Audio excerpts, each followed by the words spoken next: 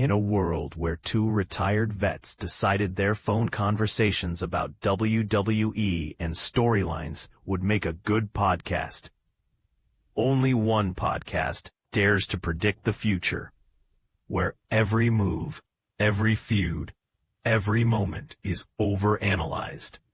Grab your number 2 pencils. Get ready to step into the squared circle. This is your front row seat to the storylines as you wish they were written. Welcome to the If We Had the Pencil podcast. Here are your hosts, Sean Green and Matt Jackson. Welcome again to another podcast. I'm your host, Sean Green, and with me as always is Matt Jackson. Matt, how the hell are you? I'm doing good, man. I'm doing good. Getting ready for the 4th of July Friday. Excited. This is the first day since I've been back off the road it has not rained, so it's actually pleasant to sit outside and not have my feet wet or really swampy. So, no, man, how you doing? I'm glad the 100-degree heat is gone. I watched a lot of wrestling this weekend. I watched a lot of stuff this weekend, but I'm ready to get into it, man. Let's just blast into this because we had a PLE, we have a Smackdown, we have some cool stuff from Punk. We have other stuff to talk about. Sean's a little heated this week, so there's some incoming coming. So let's get into it. So we're going to start off right out the bat with SmackDown, right? So, look, I'm just going to give an overall hash for SmackDown. This is your typical, we're setting up our PLE SmackDown, right? Not with a little twist, but it really, like most of the promo segments was leading into the matches that we were getting the next night. So nothing earth-shattering happened, and honestly, it was kind of a crappy SmackDown.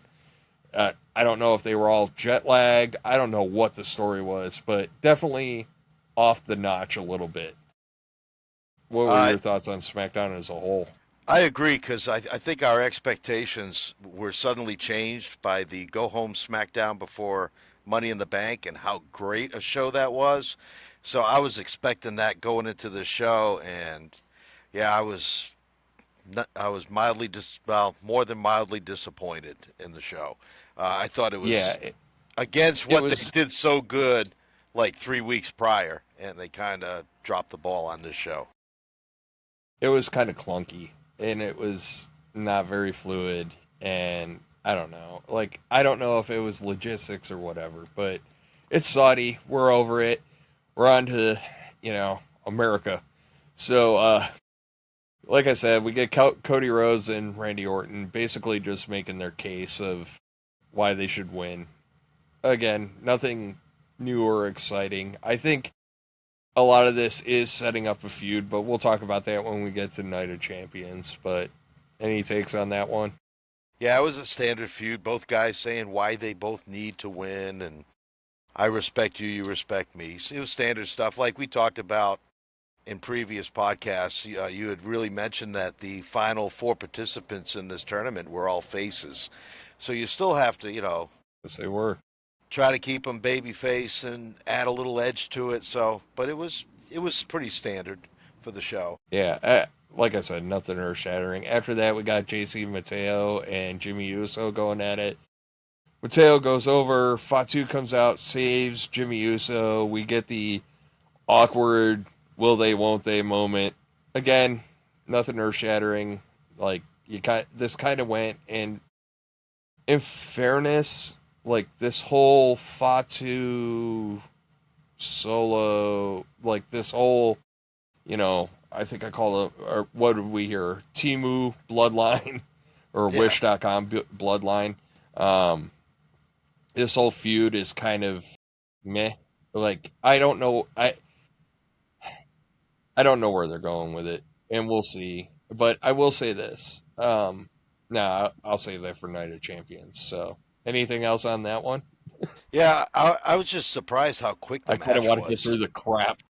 Yeah, I thought it was way too short. I mean, they wrestled. They did intros. They started the match, and as usual, like 2 minutes in, they go to commercial. They come back from commercial.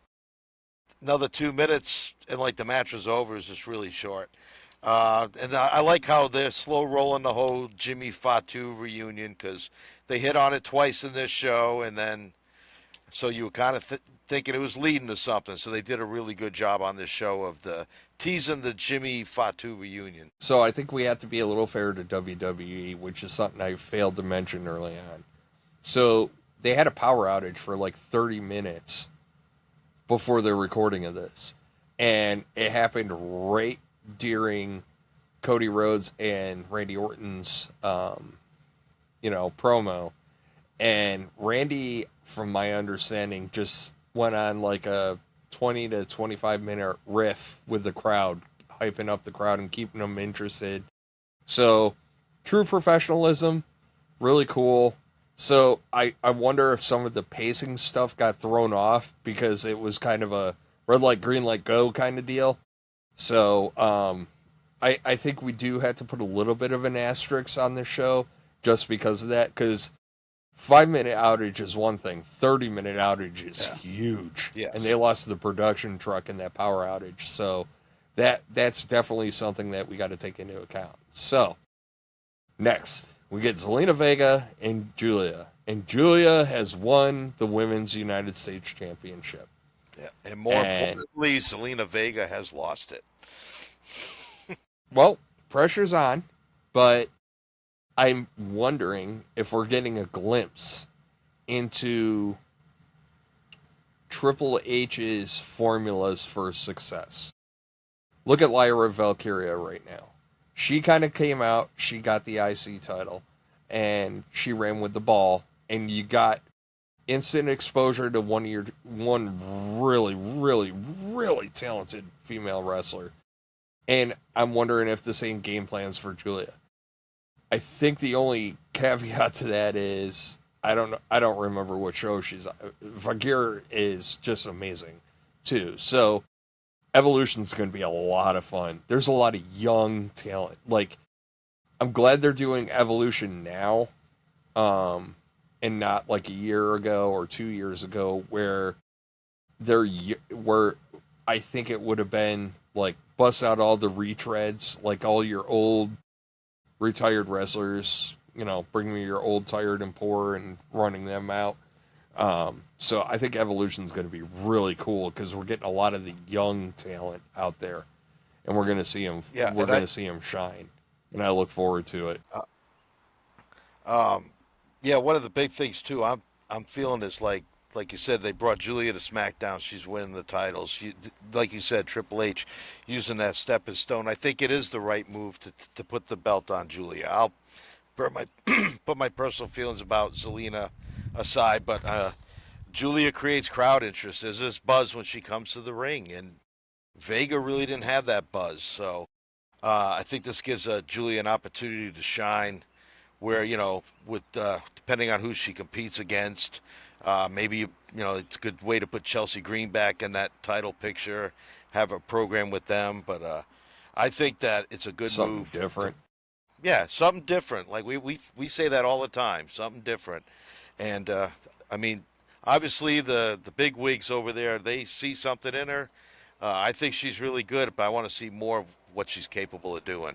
And I think there's a lot she can bring to the table. So then we get Bliss and Alexa Bliss and Charlotte Flair in the back, and you picked up on it, which is Allies of Convenience, which was a pretty damn good line. I'm not quite sure how to help you with that. And, oh, crap.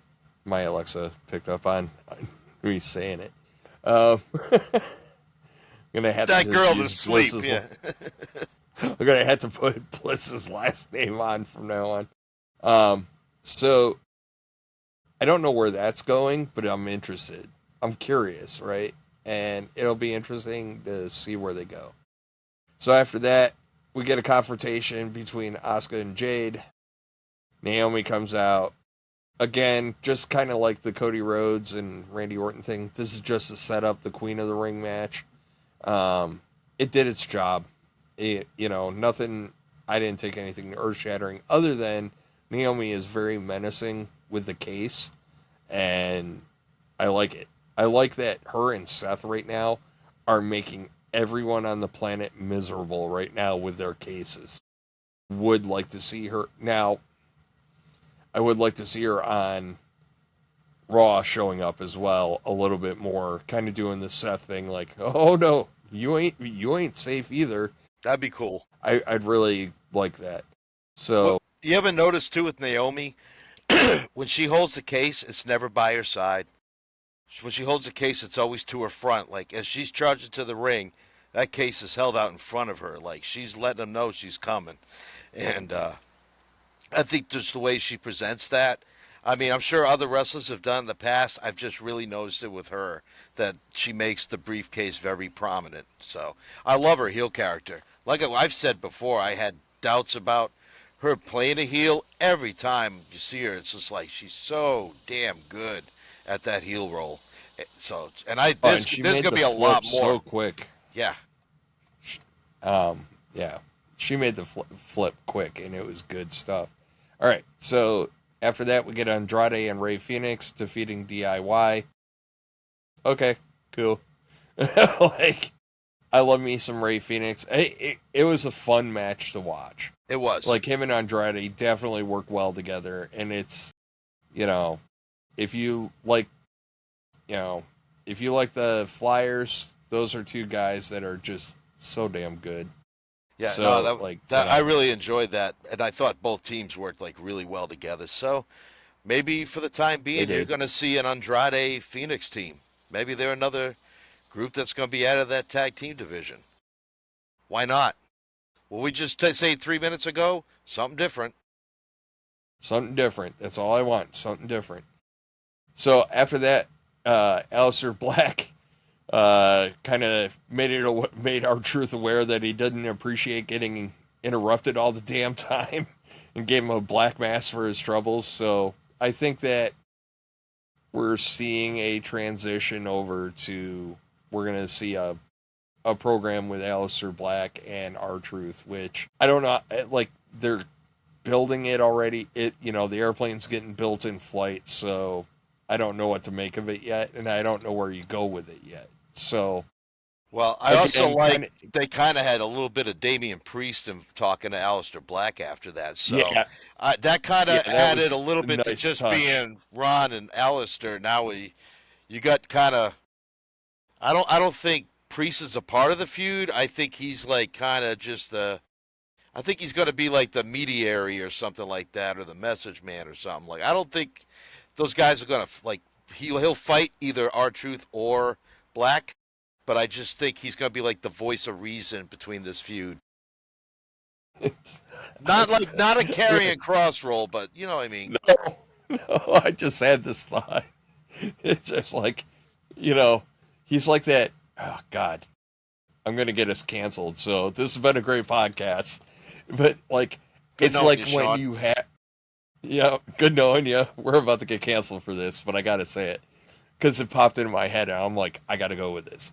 What it really is like is that it's somebody that's friends with somebody that's a little touched, right? And interpret that for what you will. It's not a bad thing, but when you're friends with somebody, I had a friend growing up that was kind of in the same category. When you're friends with them, people that don't interact with them on a normal basis don't understand them, right?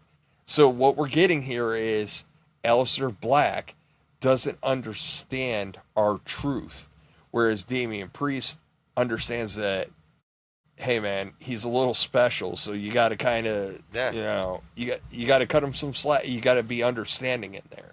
So, and that's about as PC as I can put it. No, you're right. It's a great analogy because I worked for many years with adults with special needs. And the thing is, it's like if you're that person that can connect with those type of people, like even if you see like another one, especially like with me, if I'm out in public and there's a Down syndrome person, they'll go through a crowd to come to me. They just have that sense that like this person is going to be good to me. So, like, that's a great analogy to use with Damian Priest, like, because Damian Priest knows all the ins and outs of Ron Killings, yes. R-Truth, Ron the Truth Killings, whatever we're going to call him. all the different faces and minds of R-Truth. Like, Damian Priest gets it. His job is to, like, correlate that to Aleister Black and possibly anybody else. So, like, I think it's a good analogy. I mean, it's postable. I wasn't offended. In no way, shape, or form am I saying R-Truth is any kind of special touch. No, but his character, the goofy R-Truth, was a little special. Like, you know. No, and the thing is like, it's good character work by Damian Priest too, right? Because over time, like even back when Priest was with the Judgment Day, when everybody was like, "Oh my God, I'm going to kill this mofo," you know, when he's back getting powdered sugar over everything and everything else during those segments, and Priest is like, "Look, I got it. I get it. You know, I got it. I'll talk to him. I'll see what I can do, but I got this. Relax." And it's not that big of a deal.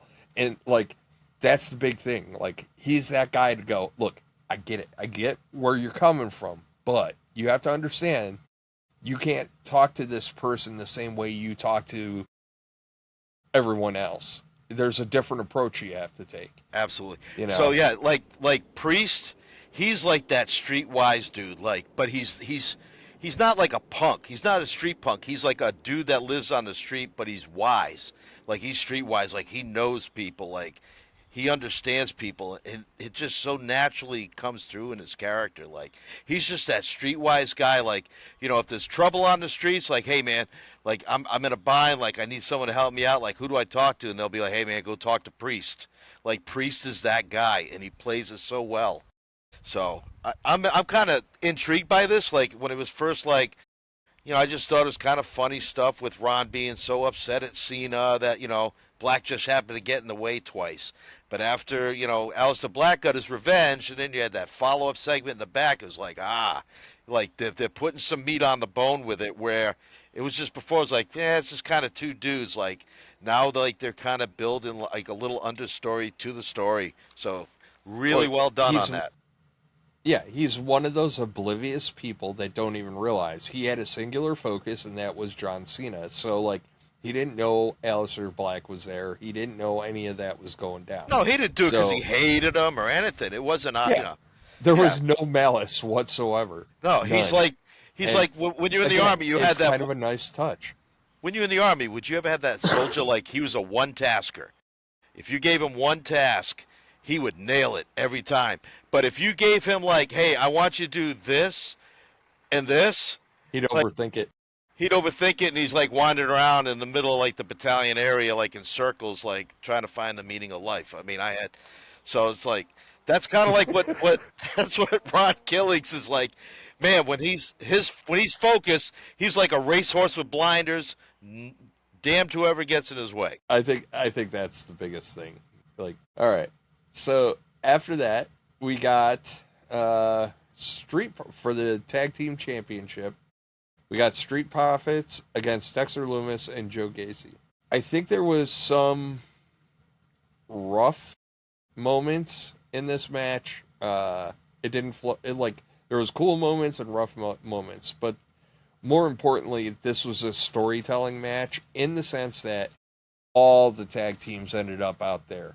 All the, you know, the Wyatts are a legitimate concern and threat to people, and they got to walk a really fine line, because I don't need the Wyatts to come across as invincible, immortal, or anything like that. What we need them to take a beating or to take a loss and just laugh in the face of whoever beats them. And, like, Bo Dallas does that really freaking well. Uncle Howdy does that really well. Just laugh in their face. But the big thing is, and this is what I like about it, so anything with the Wyatts is always going to be slow, but what you're going to get is, you're going to get the message, and it's going to be one of these things where they're going to cut a promo, or they're going to say something, and you're just going to go, that's what they were doing. It's always instantaneous like that, you know, and that's going to happen. And I think they're getting close to that, because I think the whole point of all the tag teams being out there and then all them infighting is leading up to what the Wyatts are trying to get at. So, thoughts? Yeah. Again, the match was kind of I thought it could have went longer. Again, Gacy was awesome to watch, and I saw a lot more out of Dexter Loomis. And I mean, it's pretty damn hard to have a bad match with the Street Profits. I don't, you and That's I, fair. we do not talk as much about the Street Profits as we should. Just from their backstage promos to their, I mean, we just maybe because it's how they've been programmed lately, but It man, is. what a good tag team they are, and great entertainers, and just can work with anybody. I think they might have had a harder time working with the slower styles of Loomis and Gacy, which Gacy isn't really slow, but it was an old standard, old style power tag team match, but it was really good. The aftermatch brawl was really good because, like you said, it's about trying to bring unity to the tag team division. And I don't think it's like I don't think the Wyatts want like everybody to be like huggy kissy unified. What I think is he wants it to be unified where they work together to make the product better, to make each other better when they compete against each other. I Well, have they a keep feeling on that's what sniping at each other. right. So, and Like yeah, I think that's what it's all about. So, like, I'm going to give it more time, right? Because here's the deal. And, like, we've been seeing this a lot with WWE lately, and we need to just, I know everybody wants now, now, now, now, now, now, now. Like, that's all anybody ever wants anymore. And it's like, I don't care. Let that cook in the back burner. I don't care. Like, I have enough content that's happening every week where I'm getting the now, now, now stuff. Like, oh, he's going after him. Oh, she's going after her. Like, got it. But I don't need this to be coherent. And so long as they don't overtake all those tag teams, it's fine. Let the Wyatts just do Wyatt shit yeah. and like Well, just slow cook it. exactly. Like, I mean, I didn't watch it even though I was old enough to, because that was something like your parents or your grandparents watched. But you remember Dallas, right? Who shot Jr. Yeah. Season finale. You had to wait months for the new season to come to find out who shot Jr. And I don't even think they found out in the first episode. So I'm not saying that this should go on for months, but what I'm saying is like everybody wants wrestling like fast food. Like, I'm sorry, but wrestling should not be Burger King. Wrestling should be you go out for a dinner and you have your cocktails and you have your salad and you have your appetizer, then you have your meal, and then you have your dessert. And it's an experience. It's just not something to fill you up for 4 hours. Like, this is an experience. So that's what people really need to understand about storytelling. Like, stop with this fast food, like feud bullshit. Like, oh, I want to know now, now, now. Yeah. No. And the problem is, and we saw it. You know, we saw it last night or the other night with Raw, right? It was like, okay, we're on to the next thing. Evolution, here we come. Pop the clutch, freaking, and ram like the matches into it. And it's like, I don't need there's enough other crap going on. Just have them off to the side. Just have them doing their thing. And like, make that the savory part of the meal, to use your analogy. You know, everything else can go quick, fast, and in a hurry. But like when you let it simmer and you take your time and slow cook it, it'll be so much more rewarding. And like to your point about the Street Profits too, look, I've been a huge fan of the Street Profits for like forever, but I really think WWE did a really weird thing with them where they were hot and they were heated up and you were getting their matches all the time. And then they didn't just turn the burner down, they turned it to as low as you could go without losing the flame. And it really kind of it slowed them down. They've gotten their momentum back, but like they slowed them down a way too far. And like so we just kind of like we weren't getting exposed to them as much, so we were just like, yeah, they're good. And then like now that they're wrestling more regular and showing you stuff, you're like, oh, that's why I Yeah, like them. yeah, yeah. I So agree. No, so yeah, it's always good to that see the was Street Profit. yeah. I'll watch their match. I'll watch both of them anytime, anywhere. And you know this about me. I mean, I think I've said it a couple of times on the pod, which is I love true tag teams, right? Yep. So Yep. I grew up in the era where you had like the Road Warriors and stuff like that, where their whole purpose in life was tag team wrestling. And I love that. And we've kind of gotten back to that. So we saw it with the War Raiders. We see it with the Street Profits. We see it with Motor City Machine Guns, New Day. where New Day. So when you don't Vince it up, and this was a Vince thing, right? You had a team that, like New Day, that was tag team wrestlers, and they would go, okay, let's pull the ping pong balls out, and two random dudes got slapped together as a tag team.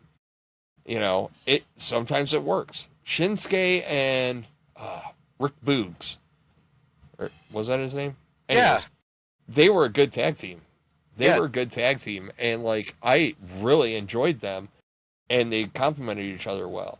Braun Strowman and Ricochet was actually another good one. Yeah. That not great, good on that one.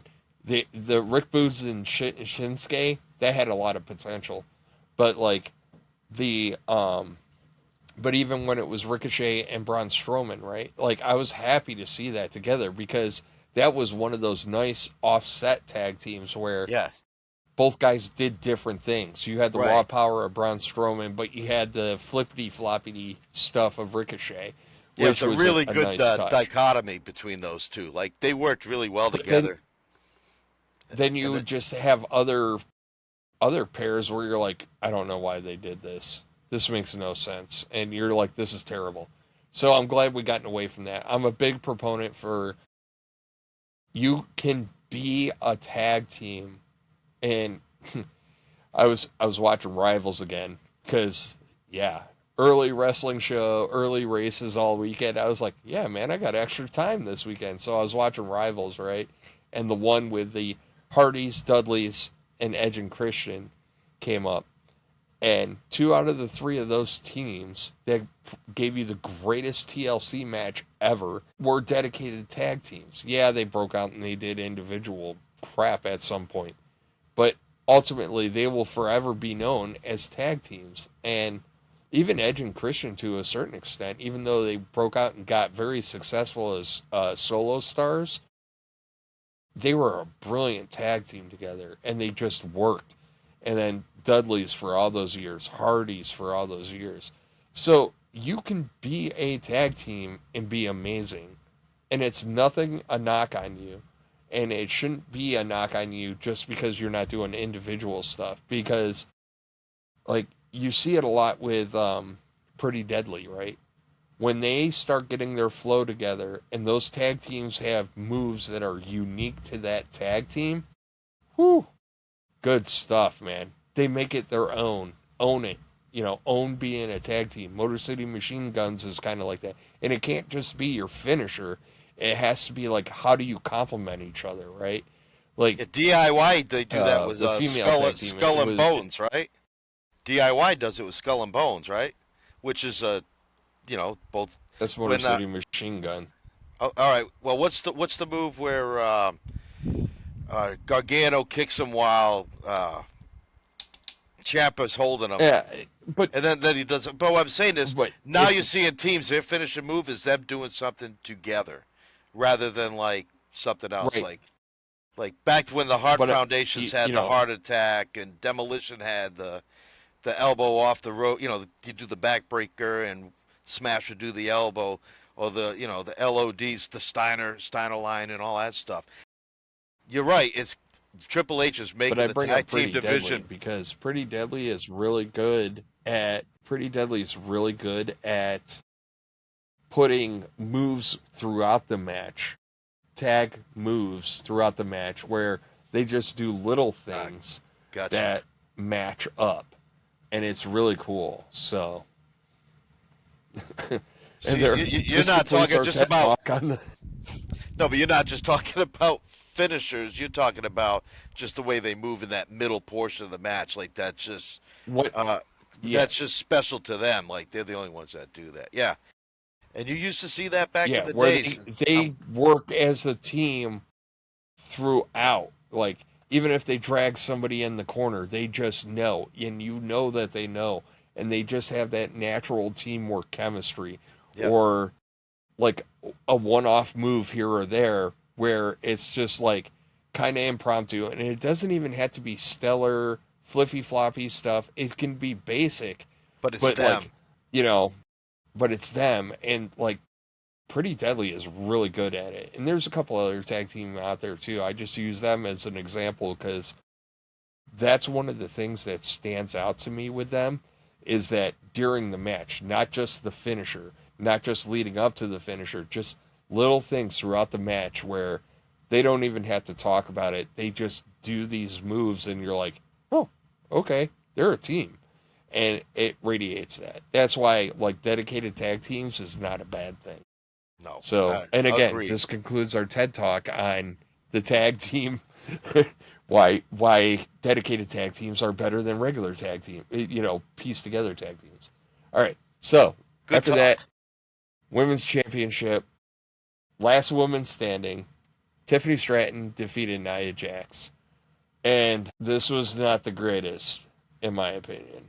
This was a little rough at times. And yeah. Yeah, a lot of issues with this match. I knew Tiffy was going to be working from underneath. I mean, that she was going to take a beating. But golly, for like what, 5 or 6 minutes, she was just getting her ass handed to and not even like offering resistance. And then, I'm sorry, but Naya's ring work is just depreciated like every, by match.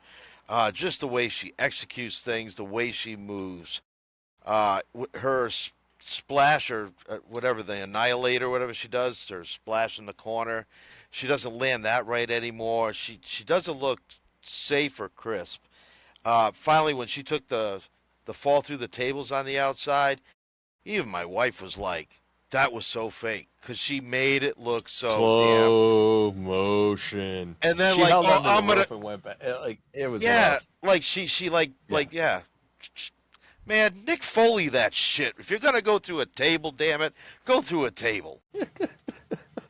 So look, I'm gonna say this about Nia Jax, and and I'll stay consistent on this. And the women's division has a problem. I am sick and tired of seeing Zelina Vega versus Chelsea Green versus the Secret Hervis. I'm tired of it. And you know what else I'm tired of? Tiffany Stratton and Nia Jax. I am sick of seeing that match too. Any other way that you come up with it, right? They just keep on they're running it back, new spins on the old stuff. And I'm tired of it. Like I don't want to see those two wrestle each other like ever again. This comes back to this is why the draft is actually a good thing because it shakes things up a little bit. This is why they need to change it up. This is why it's good that Julia's got the belt. Yep. We get different matches because I cannot keep on watching this crap. It's like I use this phrase a lot on this podcast: lather, rinse, and repeat. Right, and it's getting that way. Lather, rinse, and repeat. Tiffany and Nia. Oh, here comes Naomi with the case. Tiffany and Nia. It's just I'm over it. I'm over it. I'm over it. I'm over it. So, Well, like, now we get to look they need to forward change it to on. Tiffany Nia and needs to go Jade to Raw and mess with other people, somewhere. which I is don't know. fine. We'll talk about that later. We'll get into it because when we talk about Night of Champions. So, Yep. let's get to the last thing. Probably the greatest thing that happened on the night: the Punkonomics segment. Matt, I'm gonna let you give your take first because you're a little more forgiving than I am. But go ahead, give us your thoughts, and then I'd also like to know your thoughts on the Punkonomics segment versus the John Cena pipe bomb, which happened the week prior. So, what do you got? I'll cover the last one first. The comparison between the Punkonomics segment and the Cena pipe bomb. I mean, Cena wins hands down. Punk. I mean, not his strongest forte is rapping, but I think it was fun to watch. Put his own little taste on it, especially with the Bulls hat and the Bears jersey. And then, he kind of spit some truth, making allusions to John's ex-wife, Bella. Uh, or Bree, I'm sorry, Bree, like now working to get in for the same company and trying to get under his skin. So, I mean, it was funny. I mean, was it a masterful performance? Nah. But it was entertaining. But Cena's pipe bomb on Punk's pipe bomb was just far better. But it was, I mean, when Cena was did his Thugonomics gig, man, he was awesome back then too. So uh, it was just a good segment. It was entertaining. The awesome Riyadh crowd loved it. So I mean, everybody had a good time. I mean, I don't think we should be putting up there with top promos of all time, but I think we can put it, as a really good entertaining moment leading into a PLE. It was fitting for it also happening on Cena's farewell tour. So, why the hell not? Yeah. It was fun. It was fun. Oh yeah. Does that answer He tried your out three-part Cena. question? Yeah. Yeah, it does. So because I'm gonna crap on this a little bit, and I know you and I think were on the phone when we talked about this. Punkonomics was entertaining and funny, and it was decent. The problem is that he came across as as a parent, and I'm sure you have as a parent as well. There are times in your life where you intentionally embarrass your kids, and like you hit a certain, for all you youngins out there, you will hit a certain point in your life where you just don't get it anymore. And, the kids will all be into something and you'll be like, I just don't get it. I think it's stupid. And it's fine. We're crusty and old. We earned that right. So he came across as like a really awkward dad just trying to embarrass his kids. And like that's how I kind of interpreted it. That accompanied with he was obviously not in his comfort zone. Really kind of knocked. It was fun. It was entertaining.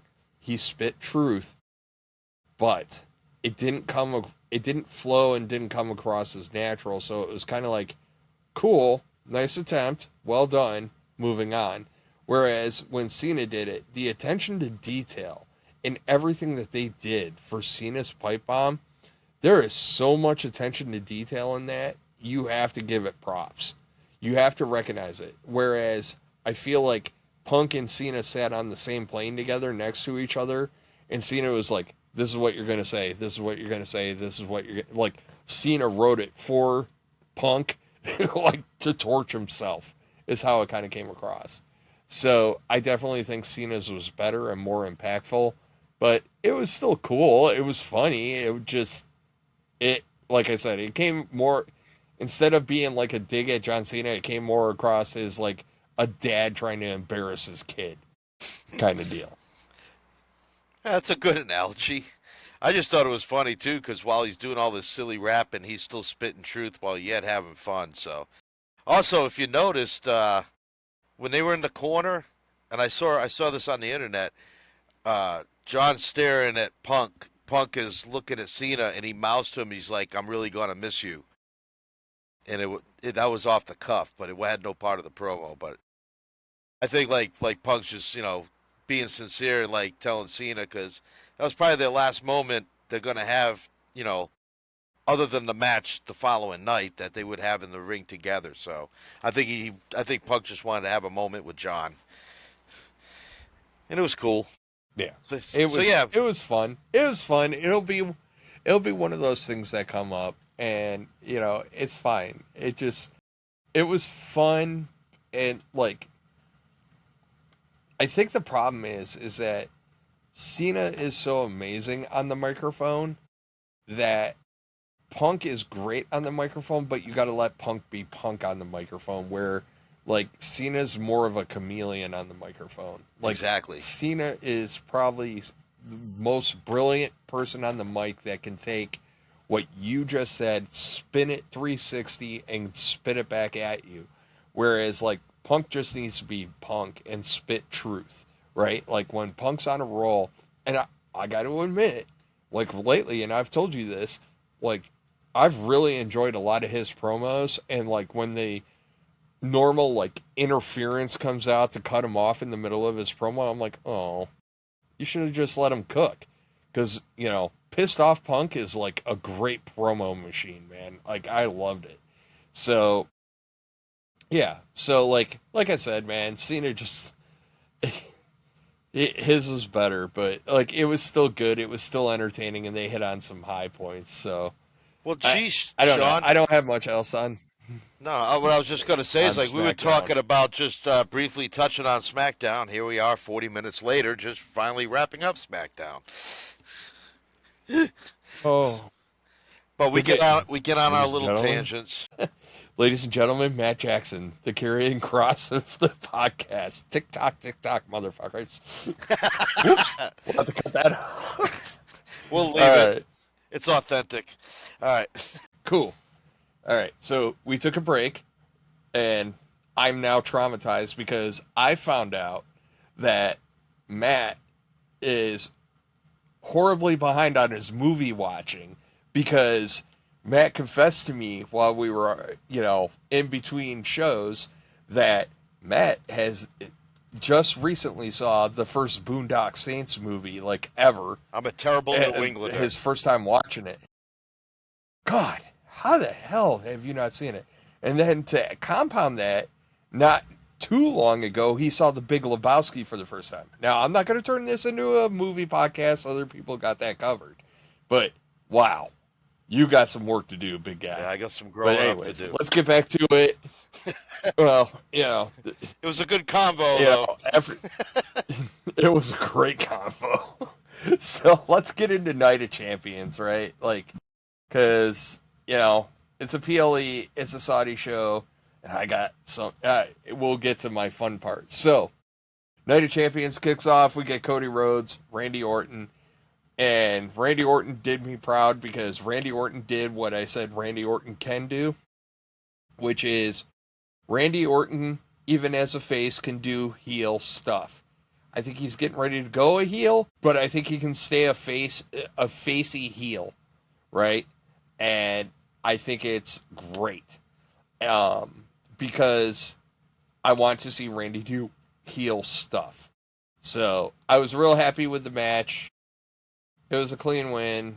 I'm not thrilled that Cody went over, I'm going to be honest. I kind of wanted Randy to go over because I think it would have generated more animosity between Randy and Cody had Cody been on the outside looking in. Now Cody's got to try to find a match for SummerSlam instead of just, walking into one. So, and I guess conversely, you get it with Randy too, but I just think the whole 17 versus 15 thing really is a lot of meat on the bone that they didn't really kind of pick off. So, Can I it is what can it I is. be the yin to the yang on this? Because I was with you last Yes, week. be the voice of reason. Well, last week I said I wanted Randy to win for a lot of the same reasons you do. So post haste, here we are 4 days after Night of Champions. 17 versus 15 sounds really good, but to me, Cody Rhodes was the right decision to go over. And the reason why I think that is I think you're going to get more juice out of the Cody Randy feud down the line. Because I don't think it's necessarily Cody did Randy wrong to set Randy off. Randy did himself wrong because he went against what he said he was going to do, which was anything it would take. No disrespect to you, Cody, but I'm going to do whatever it takes to get that shot. And he had a chance when he could have went with the punt, and he got hesitant on it. So he got conflicted. So really, he can only be mad at himself. He can't be mad at Cody. And I think that you're going to see a Randy Orton that snaps. Like, he's going to snap a little bit. I don't think he's going to go full, like, KO snap, but I think you're going to see him snap and just realize, like, now he's got to exercise Cody Rhodes because Cody Rhodes is the reason why he did not fulfill his commitment. It's not Cody Rhodes the person. Cody Rhodes is just the guy that got in the way that caused him to do this. And he's going to resent Cody for that. Yeah, let's hold on to I have a little bit more on this whole thing, but I think it ties more so into the main event of the night, so I'm going to hold off for now. What Besides, I liked let me, about the match, because I keep for the PLEs, I'll keep a stopwatch during the SmackDown and Raws. I don't because I like to time the matches. So it went just under 20 minutes, but it took them almost 4 minutes before they really started. Like I think they had like a shoulder bump, like a minute and a half in, but they did not lock up until 4 minutes because I was watching on my stopwatch. But in those 4 minutes, you got them playing the crowd. You got the crowd amped up. They kind of teasing it, and they're backing off. It's just perfect because it's a great way, especially when you got a hot crowd already. Why not get them hotter? And that Saudi crowd, I'll give them credit. They were a good hot crowd. They were entertaining a good punch. international crowds always are, though. Yeah. But I'm going to limber up for this next match because I got to stretch out. I have a lot to say. Oh, the Rhea Raquel street fight? Oh, crap. I jumped ahead. Okay. Well, it takes, you got to take some time to warm up here. Yeah, no, the street fight was great. I think what's going to come out of this street fight, I think this is one of those cascading effects that happened with Liv Morgan getting hurt. I think that street fight was meant to be Rhea and Liv. But I need to give Raquel Rodriguez her props. This is some of the work she's been doing in the last couple of weeks. She's really kind of picked up and carried the torch. And I think she's been doing great work. And she's improved quite a bit, too. So I will give her her props. Before her ailment, I don't remember exactly what it was, the skin condition or whatever flared up. She was doing good work. And now she has surpassed that work. And I will give her all her flowers. The right person went over in this match. I gonna say for the record that I need Rhea Ripley the hell away from the Judgment Day. This is again, let's stop running crap back. I don't care that it's the new and improved and, Judgment Day 5.7 or, the Windows Vista version of the Judgment Day, whatever it is, right? I need her away from that. She needs other people. There's a lot of fresh meat, kind of coming up or changing it up. We got Bailey's significant. You got Lyra Valkyria that's significant. Becky Lynch is the Intercontinental Champion. And, it's bro. You got also, what's her name with the Alpha Academy? Not the Alpha Academy, the Chad Gable's group. Oh, yeah. American Made. Yeah. The Bulldog. Yeah. Mode. Yep. Man, I think they're going to push her. And boy, her and Rhea could put on a good bout. But so we've seen a deliberate push for the women the last few weeks. So as soon as they announce Evolution, it's like they're letting women's matches cook longer. They're getting them out, letting them show their stuff. They're making them feel big. Yeah. Which they should have been the whole time. I'm not going to deny that. And going forward, they should. But, yeah, they should. The women are just as good as the dudes. It's all good. So, no, right person went over. Street fight was fun. But again, for PLE stuff, I don't know, man. It's kind of the same with SmackDown. Something was just off. But surprisingly, I actually had that as the best match of the night. And this is nothing. It was the best match of the night by far. Nothing against Rhea and Raquel, but going into this card, would you think that would be the best match of the night on paper? No, because it's a gimmick match. Right. So I wouldn't have had it. See, I had my. Street fights are. Yeah. Street fights are one of those weird ones where you can either kill it and do some really cool stuff, or it's just a thing. And they killed it. They did good. They did good stuff. So. And like I said, the biggest thing out of that is I need Judgment Day to go do other stuff, which it looks like they are. And I need Rhea to go off and do other things, which she is as well. So I'm happy. Win-win. And then hopefully all that builds off and it kicks into after Evolution gets us ready for SummerSlam. So now the match that I was limbering up for. There you go. Have at Sami Zayn and Karrion Kross. Matt, I'm going to let you talk before I go. You go ahead. You go first. Okay. So does this mean after I talk, I can take a nap? I'm kidding. Man, I did like the fact that Cole acknowledged the huge groundswell behind Karrion Kross's ascension.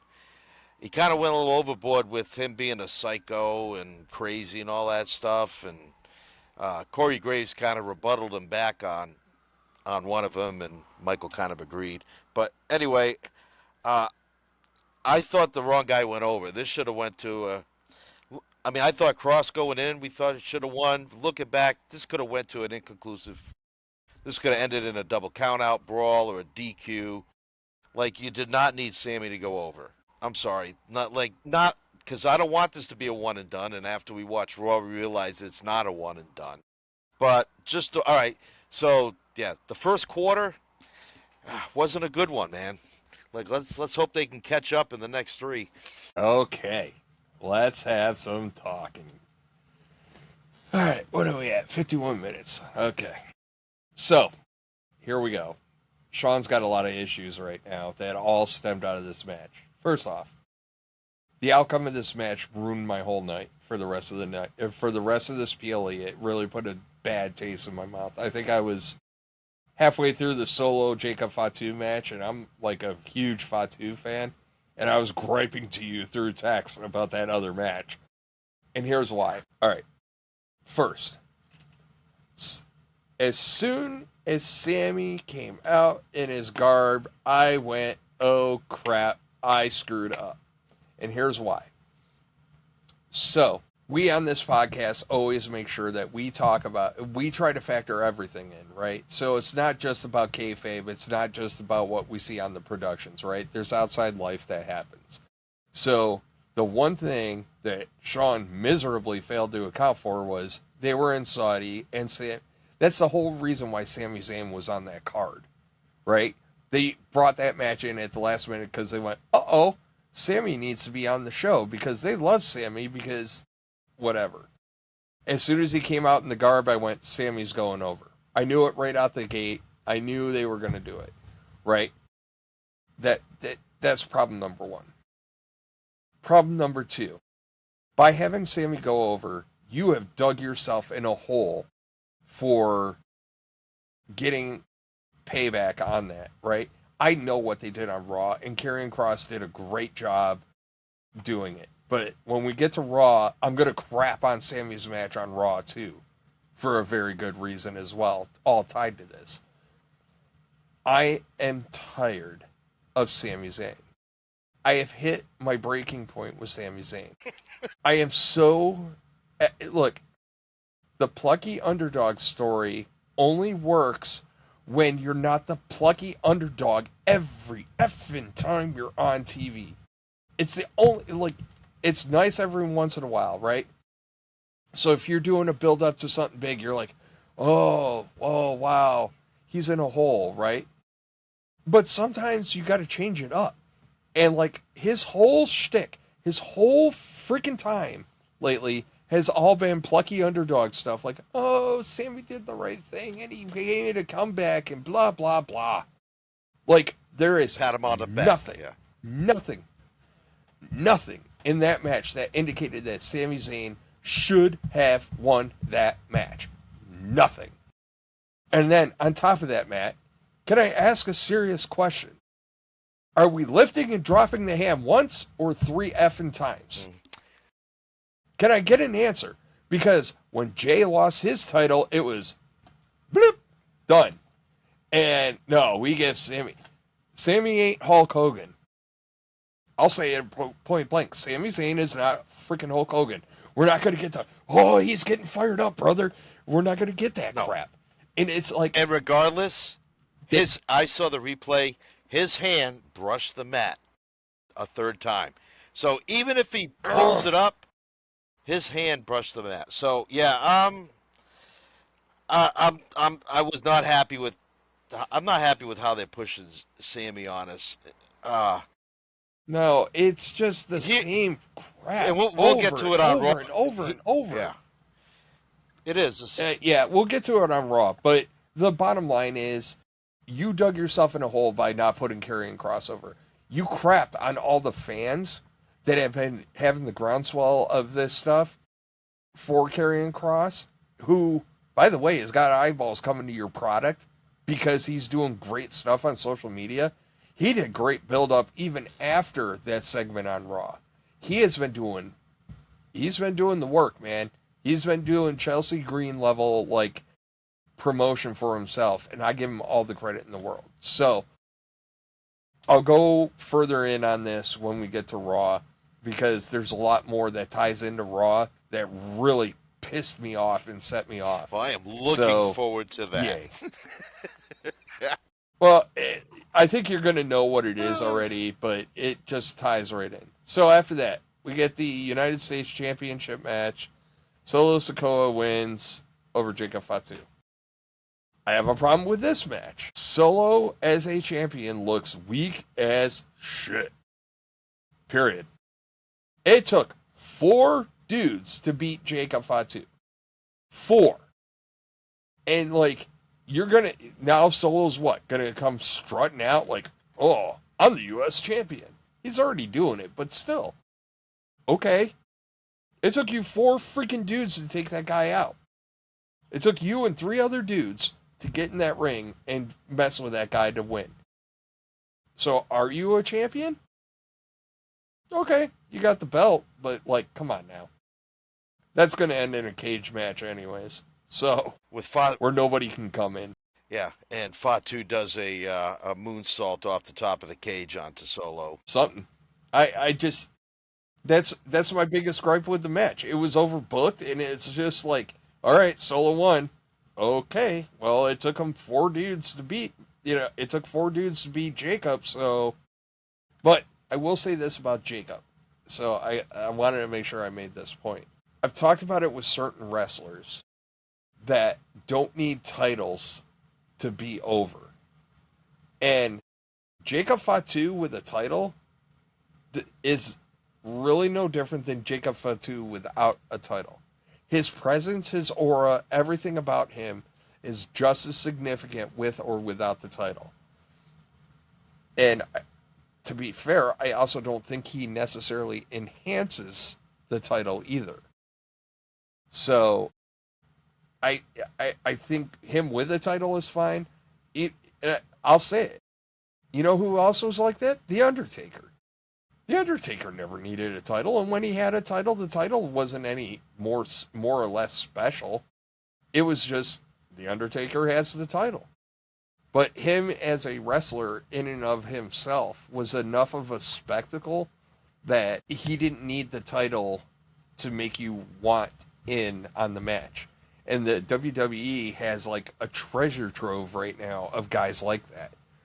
Your Pentas, your Ray Phoenixes, you have guys that, with or without the title, they're a spectacle and they're so good to watch. And you're interested in their matches because of the wrestlers that they are. That the title is just an accessory. It isn't even really that important. But what you're not saying is, Sean, you're not saying that you don't think Penta or Fatu or any of these other guys should never hold a title again. I'm thinking tell me if I'm wrong. What you're saying is like, the title doesn't need them. They don't need the title, but it's still good to give them titles just to kind of even more legitimize. Because now, if you notice too, yes, and I'm liking this, is they're starting to throw more stats on screen, win-loss records, title rates and stuff. So I think it's like the 37 pieces of flair, from Office Space. You need more flair. So we're at, you've seen that one. Yes, I have. Jennifer Aniston, dude. Like, come on. Back in the day. She was something. Yeah. So, no, I mean, the match was okay. Another thing I like what their WWE production is doing is that I think they got the mics turned on more in the ring. You're starting to hear a lot more banter. I really picked it up on this show. There was a deliberate effort in that. And on Raw, too. There was a deliberate effort on that PLE for that because they were trying, like, if you picked up on it, storylines were getting furthered in the ring with the talking. Like, they were legitimate. The wrestlers knew the mics were on, and they were advancing the storylines with those enhanced mics. it's a huge, like, but on the flip side of that though, that's kind of why this PLE was, if you had like one of our really good PLEs where we were just happy with them, and you took that and a Vince McMahon crown jewel, where it was basically an exhibition, and they had a baby, that was this PLE. It was kind of this really weird, like, there's really kind of cool stuff going on, but not like, there was really cool stuff, not incredible stuff going on, but there was also kind of that exhibitionism that came with like the old crown jewels, where it was like, nothing drove me more nuts about crown jewel back in the day, where it had nothing to do with the storyline. It was just like, it's this person versus this person, and you're like, okay, why?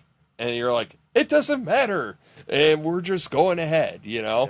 we're just gonna do it. It's now. Saudi. It's And, Saudi money. It's Saudi money. We're getting paid either way. Yeah. Let's go. Yeah. So like, yeah, it was, but yeah, I just, but no, you're right. That is what I'm saying is, I'm not saying that you don't put titles on them. I'm just saying that you put it the best way. The title doesn't need them, and they don't need the title. If they get the title, great. But like, guys like LA Knight, kind of in the way of their presentation, elevate the title. I think Seth Rollins is kind of that guy too, right? He elevates the title. Gunther, in his own way, elevates that title. Like, they make it more profound. Roman Reigns, when he had the title, did elevate the title, right? But I think the exact opposite with Roman Reigns is Jacob Fatu, which is Roman Reigns elevates the title, but a lot of shine comes off of Roman Reigns without the title. Yes. Like, it bears discussion, and we might as well just do it on Timu Bloodline here. But he's supposed to be coming back for SummerSlam, and that got me thinking, like, when does he wrestle Cena? Does he wrestle Cena? Where does he fit in that storyline? So somebody on X was talking about, they were building matches for War Games, and they had Roman as a face, and nobody answered me on this. And if you guys are watching this out there, feel free to comment on this. What, other than the crowd popping for him coming back, gives you any indication that Roman Reigns is a face? What gives you that indication? Nothing that he has done since he lost the belt has given me any indication other than just getting crowd reactions. Nothing Roman Reigns has done. He still talks down to people. He still does the acknowledge me. He still does all the heelish crap that he was doing during his run, but he hasn't changed. Other than the crowd popping because they missed him, And the company he was keeping. hasn't changed. Yeah. I mean, he was keeping. But that's all gone. Yeah. It's all gone. So, like, he's in a really tough spot right now, because unless he goes on a massive redemption arc right now, like, as soon as he gets back, he needs to be like, shaking babies and kissing hands to, like, get right. Because if their intent is to make him a face, he can't keep doing what he did for all those years as the tribal chief. You can say you're the tribal chief, you can say you're the OTC, but guess what? You got to make the face version of you work, and the OTC, the tribal chief, those guys were heels. Well, another thing they have to do. So he's got work to do. They have to find a way to crack the ego of the character Roman Reigns. And that's a tough nut to crack, because it's just been this overbearing ego. I mean, it's not something that they can. It's not something they can slow roll. I mean, they have to slow roll. It's nothing they can do quick, and we're limited on time if you're talking about with Cena. But more importantly, getting back to the Roman face thing, unless the guy has like a religious conversion, how else are you going to have a guy who's such a self-absorbed back now basically becoming humble and pleading for forgiveness? That's the dilemma that the writers for WWE have to do. I don't have a good answer for how you would do that because I don't know what you do with he's him. already lost everything supposedly. Now he's lost a wise man, and we haven't seen what he's like post wise man. But the problem is, this is where Roman Reigns' schedule is a detriment to WWE because he's not around. He didn't have to wrestle, right? He stayed significant quite a bit by just cutting vignettes in the back offices. The problem right now is that we have no rebuttal. We have no answers. We don't even know where he fits into the bigger picture. And he's just going to show up a la Goldberg-ish, honestly, just be like, oh, we doing this. And, like, people are going to look and go, why? Yeah. You know, is he going to go chase after Cody again? You have my title? Well, funny, you weren't chasing it this whole time. You know, you didn't care when John Cena had it. You know what's worse than the fans saying why? It's when the fans go, ugh. And that's what you really don't want to end up happening with a guy like Roman Reigns. Because it was almost starting to get that way with Brock. It definitely got that way with Goldberg. Like, Brock Lesnar would come back for, like, his 17th, like, return, and you're just like, ugh. Because you knew, like, Vince was just going to book it the same way. That Brock was going to, like, win, and this match is going to be 3 minutes, and blah, blah, blah. Like, just, they can't do that. They're going to get in that same risk now as with Roman as they're going to do with Goldberg and Lesnar, where they take him away and they bring him back, and they take away and they bring him back, and then the fans just get more apathetic the more they do it towards the character Roman Reigns because there's no more buy-in to him. He has the advantage of he does have a good following and whatnot. The problem is storyline wise, I don't know where you shoehorn him in, and that's what it's going to be. It's going to be a shoehorn. So I don't know how you get around that. But we belabored this point, so we get Queen of the Ring final. Jade Cargill goes over Asuka. So I'm going to give you my quick, I don't even want to call it a conspiracy theory. It's just Sean's theory on this. I think that this match was set up because Jade is still coming up. She's getting better. She's improved a ton. And I think Asuka got it because I think with her just coming back off the knee injury, this was only her second match, I think, or something to that effect. So, second or third. I think it was to protect Asuka, so this match ended up being short, but it was to help Jade get over, let Jade show her stuff, but also let Asuka, I don't think you want Asuka going over yet, is what I'm getting at. So I understand now, like at first I was like, why is Asuka in this? And then like after thinking about it and seeing how short the match ended up being, I was like, that's why they're protecting her. You know, quick match for Asuka. But it doesn't hurt Asuka. Yeah. But what it does is it elevates Jade, because Jade is now beaten an all-time legend Hall of Famer to be, and Asuka to get to the Queen of the Ring finals. Yeah, and we were talking about this match, I think that night or after the show, and I even mentioned like, oh, they kept the match short to protect Jade. And then like, I guess you must have thought about it a couple days later. It's like, no, it's protecting Asuka. Coming off the knee, you don't want her in there too long. You want to keep it as low risk as possible. Yeah, Jade did Impact stuff, but she didn't do a lot of.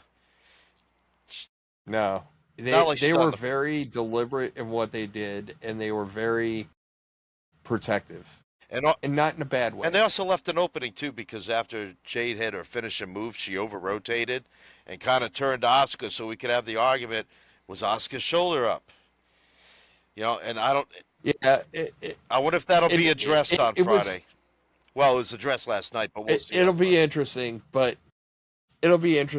like, I think it's important. Look, folks, like stuff like that's gonna happen, right? Like a lot of people kind of got hard on Jade for not being able to have a clean cover up, and it was like, it just how it kind of played out, and like she had two choices: sit on Asuka's face for a 3 count, or just kind of over rotate a little bit to protect Asuka, and she chose to protect her. So it is what it is. They'll adjust on the fly and it'll be okay.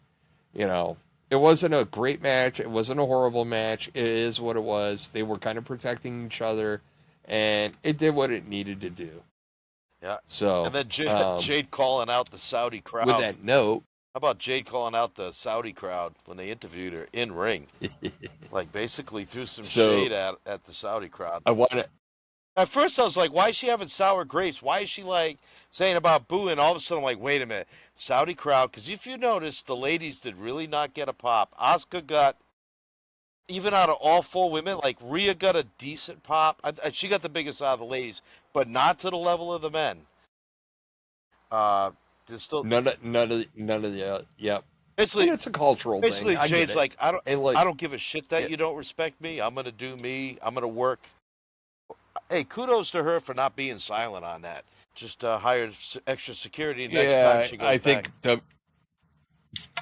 Yeah, I was about to say, I don't think WWE is going to be thrilled about it because, they like their cash cow. But, before we get off the women, I got to give props to whoever came up with the original of this. The picture, and I know you sent it to me, Matt, and I had seen it before that. The Mighty Morphin Power Rangers picture with all of them, and they're like, coming to you Royal Rumble next year. I was like, that's hilarious because that's what it's going to look like. Yeah. Oh, I'm not going to lie, though. Like, I like the Saudi show for one thing, and that is seeing how creative they get with the women's outfits. And it's always interesting to me because, like, some of them, you're like, damn, girl, you should be wearing that all the time. And then some of them, you're like, I get why you got your other ring gear. yeah. It's nothing specific to a specific wrestler. It's just some can pull it off, some can't. And this is very. Oh, I thought Rhea's ring gear was. They did a say. great job with Rhea Ripley's ring gear. Like, well, it was. So I'll give you the polar opposite. It was so close to what she normally wears, but all they did was just added to it, which made it better. They didn't try to create anything new. They just added to what was already like a good foundation, and I think that's why it worked. Yeah. No, it did work because of that. And I think that, like, I'll give you the contrast to that on somebody that it didn't work on. Tiffany Stratton. Tiffany Stratton looked like she was wearing footy pajamas in the ring. Just because of the color scheme and the patterns that they had on that outfit. I was like, I couldn't get past it. And again, some people can pull it off, some people can't, but it's all in the design. It's always interesting to see. But yeah, like, I didn't like Stratton's, I did like Ripley's, so I'm like, it is what it is. But, since we're talking about overbooking things, let's talk about the main event. For the cinema. So, John Cena defeated CM Punk, and we got a little bit of everything. And who knew the Glommer came out during this one, too. No. Shocker. As if he didn't have enough airtime already. Look, I've liked Sami Zayn, so I want to be clear. I like him as a wrestler. It's just the character needs a hard reset right now. They had the perfect opportunity to reset him when Seth made the offer. I don't think there would have been... It could have been a really cool moment. But this just... the petulant good guy stuff, it's just like... Yeah, and actually, I mean, I don't hate Sammy either. It's just, like I said, it's just that thing about him, the glamour thing and all that stuff. So, like, I like him, but even like years ago when I first saw him, he was good, but I could never take him serious. I don't know if it's his look or what he does. Like, he did great storylines with Kevin Owens and great stuff with the Usos and the Bloodline, but like, I just why his Usos stuff was great? Because it was different. Yeah. Until he turned on the Bloodline. His stuff was great because it was different. Yeah. It was different for him. And he was still kind of the goofy guy, kind of sidekick guy, but he wasn't the goofy, I'm getting my ass beat to death, I'm going to rise from the grave guy. And that's what's getting tiresome. So, but this match just was, holy crap, overbooked. Like, we had a ref bump. Freaking Charles Robinson comes out to, do his thing. Cena hip checks him into the boards. Like Charles Robinson flew like 50 feet. And, Santa Claus came out, Seth Rollins came out, Paul Heyman came out, and like, holy crud. And it's fine, because that's what I expect from a Cena match, and that's why Cena has a cinema title, right? Like, that title, I swear to you, is the cinema title. Like, there's always something big and epic and storytelling that covers up for, honestly, guys that at times are having a hard time wrestling. And I got to give Cena his props. He looked even better in this match than his last match. So Cena is improving. Oh boy, is he improving. But you're still protecting him. And Punk ain't no spring chicken either. No. Right? Like, so, the pacing of the match was great. The overbooking, yeah, it was a little much, but it all made sense, right? And I think Seth Rollins did a pretty good job, like, explaining that nobody's safe. And that's what I want from, honestly, that's what I want from Naomi, too. Like, don't just keep it on SmackDown. There's another, Io's got a title, too. Yeah. Just, I'd be waving it in Io's face, too. Like, look, I got a case. You ain't safe either, Yeah. I don't want to see Io and Naomi yet, but I'm like, I like the fact that I would like to see Naomi be a threat to Io in the back. She's just got a threat. Yeah, that's it. Are you getting Seth and John Cena right now? No. No, you're not getting that. Nobody cares. It's just the fact that Seth had the balls to go, I got the title. And like, he sold it great. He sold it great on Monday. Why did I do it? Well, Punk ain't got the title, does he now? Yeah. It was like perfect answer. It's like, Punk doesn't have the title. I did what I needed to do. So overall, good match. Like, it's coming. The face turn is coming for Cena.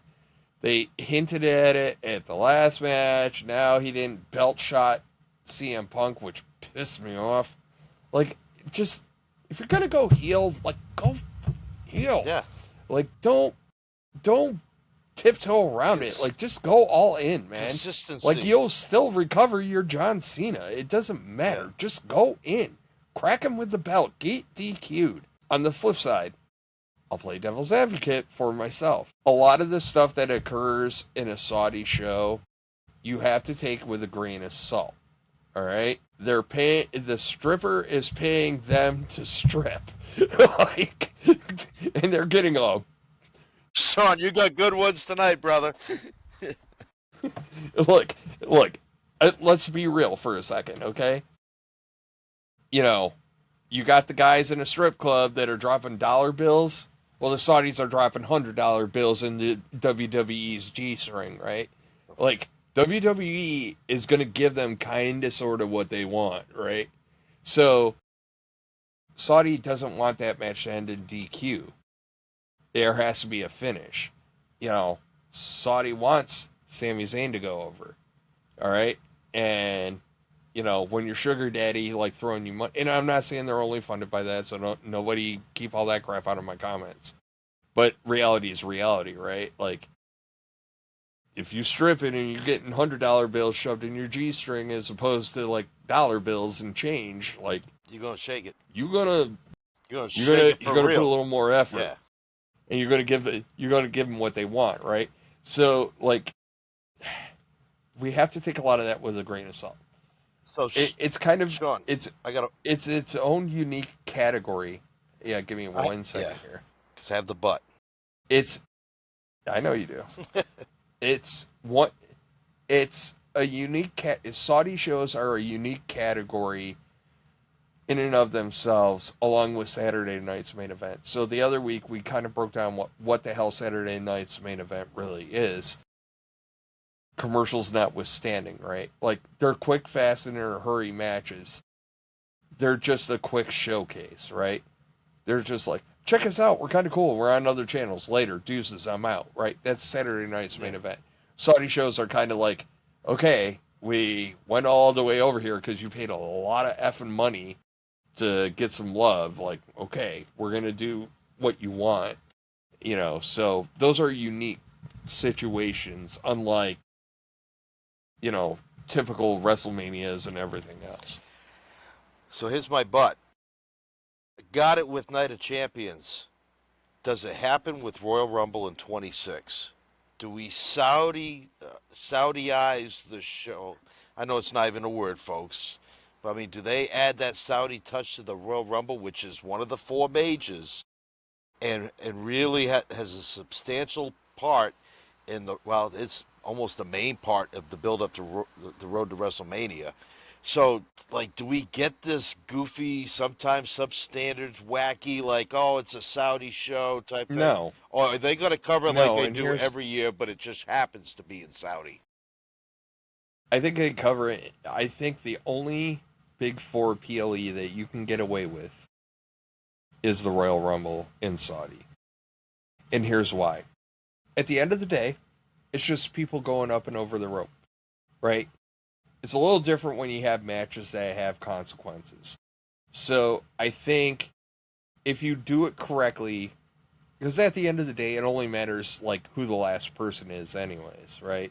So they get their little heroin dose of whoever, Sami Zayn or whoever. So does it affect who goes into the Rumble and has a chance?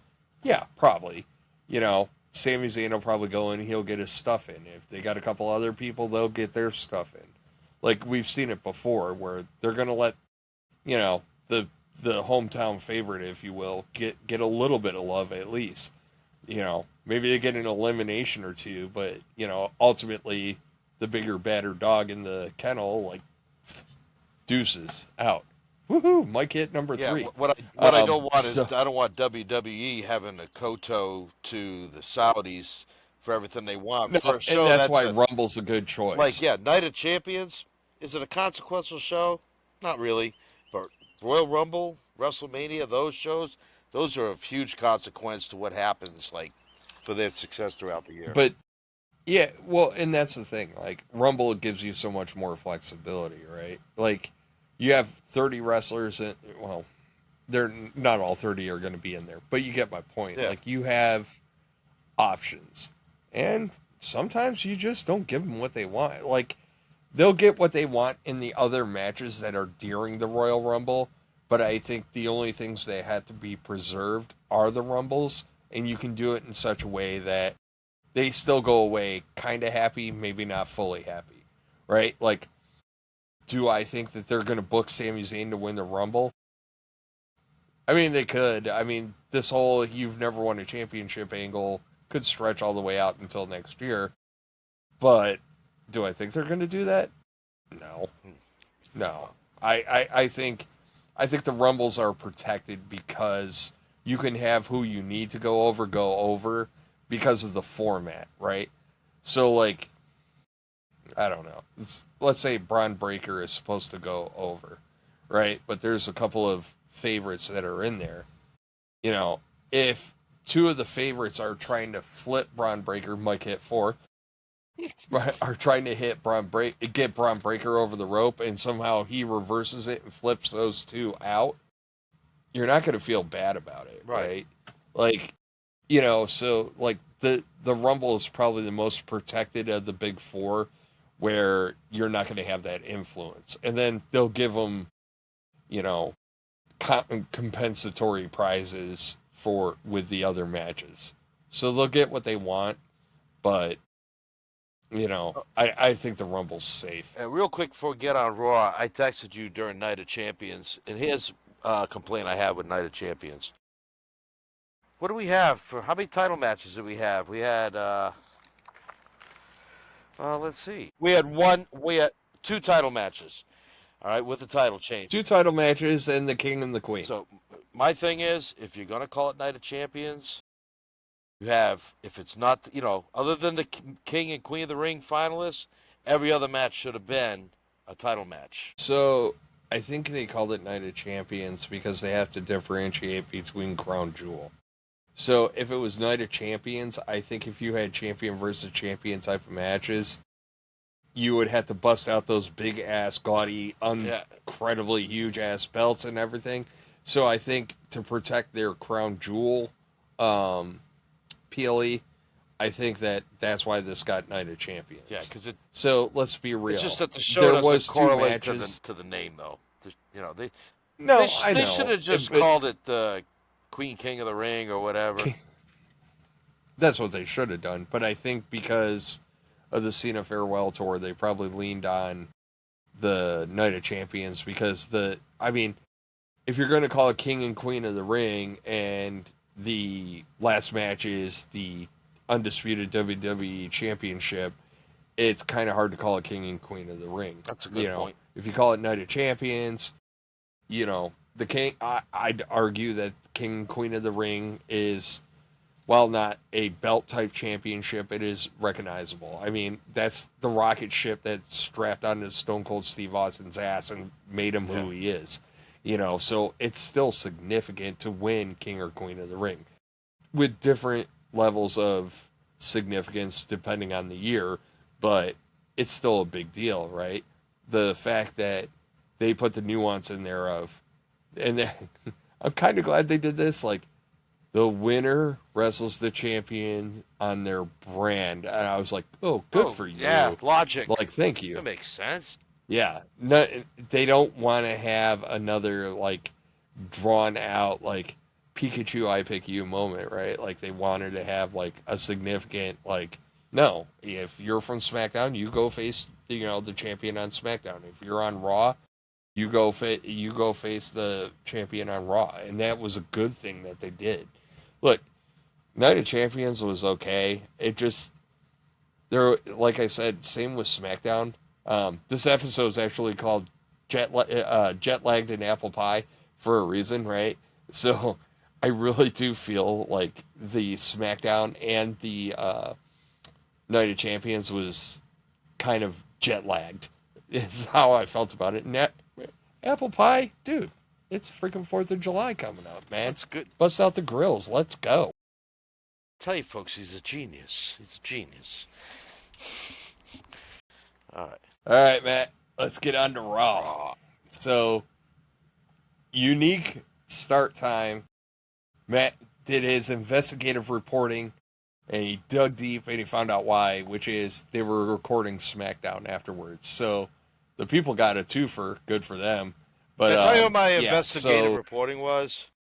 I Googled why is Raw starting at 6. Google why is Raw starting at 6:00 tonight, and the first thing that popped up said what it was. I looked at 2 other sites, and I'm like, okay, they're pretty legit. It wasn't Sportskeeda or anything like that, but that makes sense.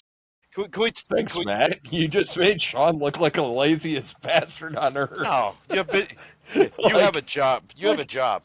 I'm a retired college student flunky, enjoying life. And the caveat that with doing the taping of SmackDown last night, it just shows, and we talked about last week because Randy Orton had said in an interview with Vince being gone, how much better the atmosphere is. You don't miss the holidays and all that stuff. Well, this is another example of the company, whether it be Triple H or Mr. Khan or whoever, just like, hey, these guys just did a trip across to the Middle East. They're coming back. It's 4th of July. Oh, it's on a Friday. Hey, screw it. Let's tape SmackDown Monday night. And let's give these guys and gals, give them some, I mean, they'll probably be staging back up on Sunday, preparing for, Monday Night Raw. But, hey, classy move by the WWE. It just shows that they care as an employee, and I think that as an employer, and I think that the heads up there, especially with the majority of them being former pro wrestlers, they know what the grind was like back in the day. And so I think that they're trying to give to these guys today and gals today what they wish they had. So I think it's a really good thing for the company. No. But let's get on to... They do. Sorry.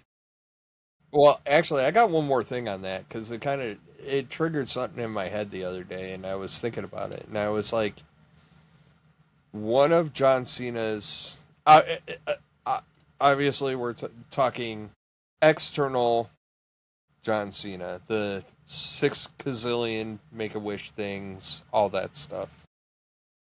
One thing with John Cena that I find very intriguing, and I was thinking about this because you're a vet and I'm a vet, and like one of the coolest things they always did was the tribute to the troops show.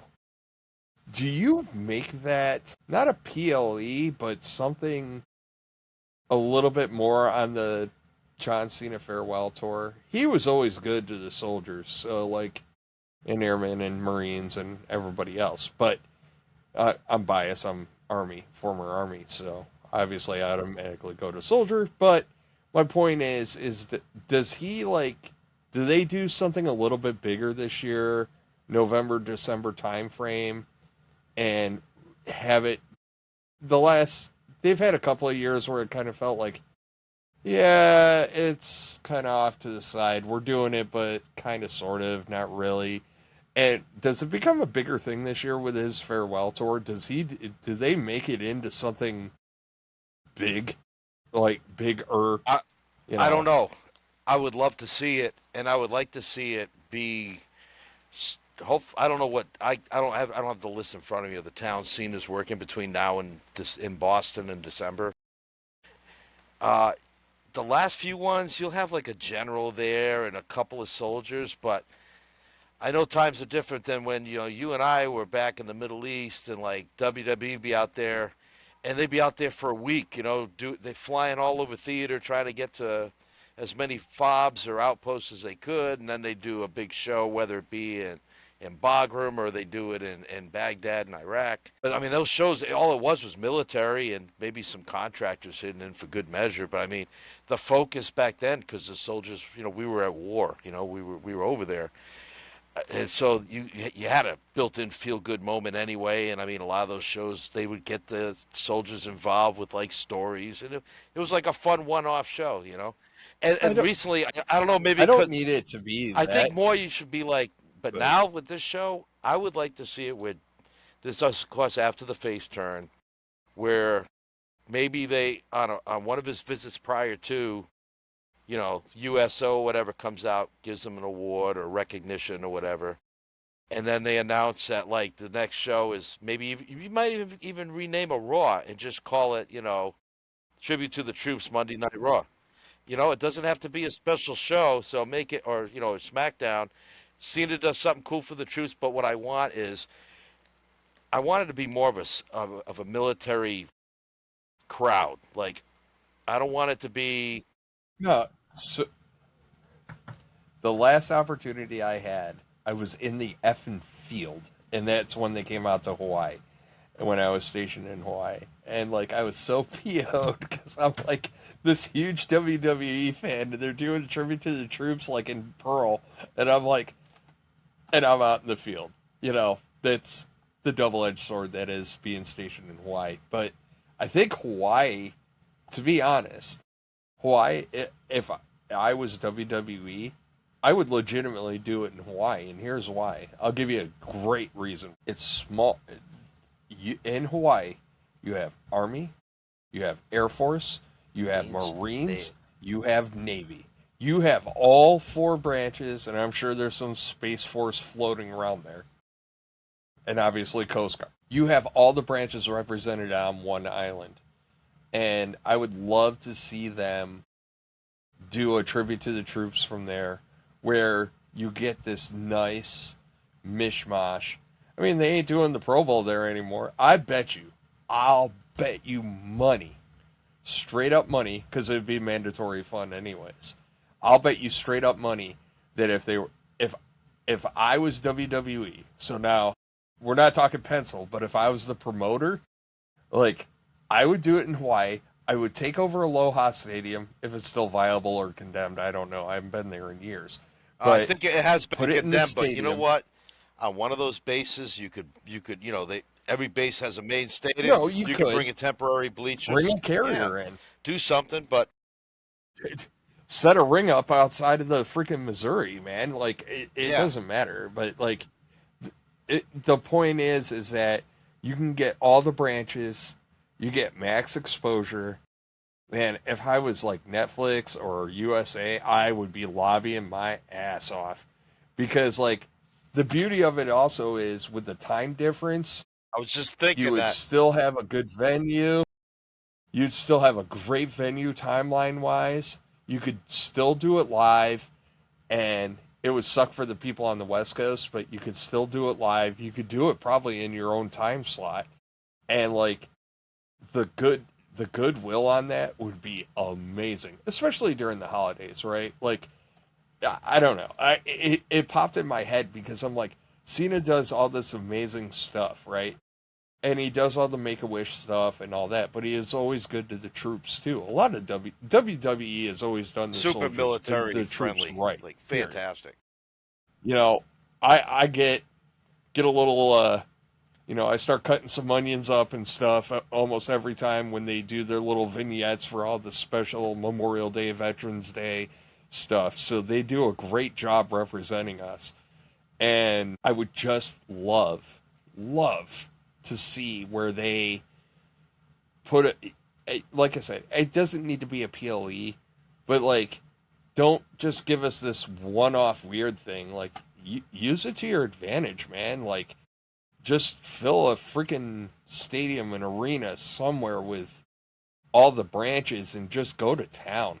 Like, if you stop and think about it too, and look at the timeline of where when he is doing his retirement match, if you do that early December before his retirement match, bro, you get to double dip. What also happens in December, Matt? Army Navy game. Like, you could, like, so in you come off Veterans Day, you're doing Thanksgiving. Everybody always has their troops in their hearts during the holidays. It's the hardest time on both sides of the ocean, right? Like, you're away from your family, your family's away from you. So, like, it is like so effing perfect to just do a Raw, do a SmackDown somewhere in there and do it, in that time frame where you'll get max exposure. He gets to, basically say goodbye to the troops as well. And you get this, like, if done right, it would be like an epic, epic, epic scenario. And I think that would be really cool. So, and put it someplace cool. They've done it on an aircraft carrier before. Like, do that. I don't care. You know. But like I said, I think Hawaii is a great spot for it because, well, one, it's Hawaii. Two, the time difference really sets you up good for production. And yeah, like you got all the branches right And there. it's a beautiful, beautiful. So it's a the win. setting sells itself too. Just the beauty of Hawaii. Yes. But here's the dilemma though. Cena's already signed down for X amount of dates. I'm pretty sure all the cities have been booked for that tour. So would you have to add one and pay Cena extra money to do an additional appearance? I don't know. Who cares? Like it's I worth know. it. I'm just saying it. If it doesn't happen, it doesn't happen. I just think it's a missed opportunity if they don't. I think Because they could they'll do. have one. I still think they'll have one, whether it's in a regular city. I'm just hoping that they have a bigger military presence and recognition. Cena gets his moment with the military, and it's not 200 military people and 12,000 civilians like it should be the other way around. So Yeah, maybe whatever arena that's they the book thing. in, man, that's a lot of DTS and TDY stuff. Unless the U.S. I don't want to talk about unless the travel. USO's got to foot the bill with WWE to ship a whole bunch of soldiers out there and sailors. Well, that's why I said you do it in Hawaii. Yeah, They're all yeah, organically there, and in doing so, like I think it's smart. I really do think it's yeah. smart, and I think that obviously I'm biased, and I get that, and I fully acknowledge that I have a bias in this, but I also think it's part of John Cena's story. It's not just about the kids. He did true like stop and think about any comp that you see. You see that one where he's like kind of got the belt and he's diving into a crowd of soldiers and stuff like that. Like, that's iconic. Yeah. And when they used to go overseas, that was huge. That was a huge effing deal. And they weren't, and credit to them, I know this is totally not Raw related, by the way, folks, but credit to them, because when they would come into theater, they didn't just hang out at the safe spots, right? Like, they got on Blackhawks, they got on Chinooks, and they came around to some of the little crap holes where some of us were just to say hi. You know, it that meant a lot, and that was a big effing deal. And I know we're not in that same scenario anymore, but I do think that there's a way, especially too. I mean, think about what next year is too. Yep. 250th, baby. Yeah. Like, that's huge. You could, I just think if you don't try to take advantage of that and you had the perfect launching pad for that, I think it's a missed opportunity for WWE. Also, who else had a 250th birthday a couple weeks ago? The Army. Army. You know, it's important. And I think WWE should recognize that, and I really hope they do. And I know it mean a lot to the guys and gals that are in today, and again, if you do it in Hawaii, guess what? Man, there's missions and there's stuff going on. If you get between 3,000 and 5,000 people around and you can do the cameras to make it look big, it'll be fine. It's a special show. It'll be bigger than that, though, because you have... you gotta get the Pacific Fleet.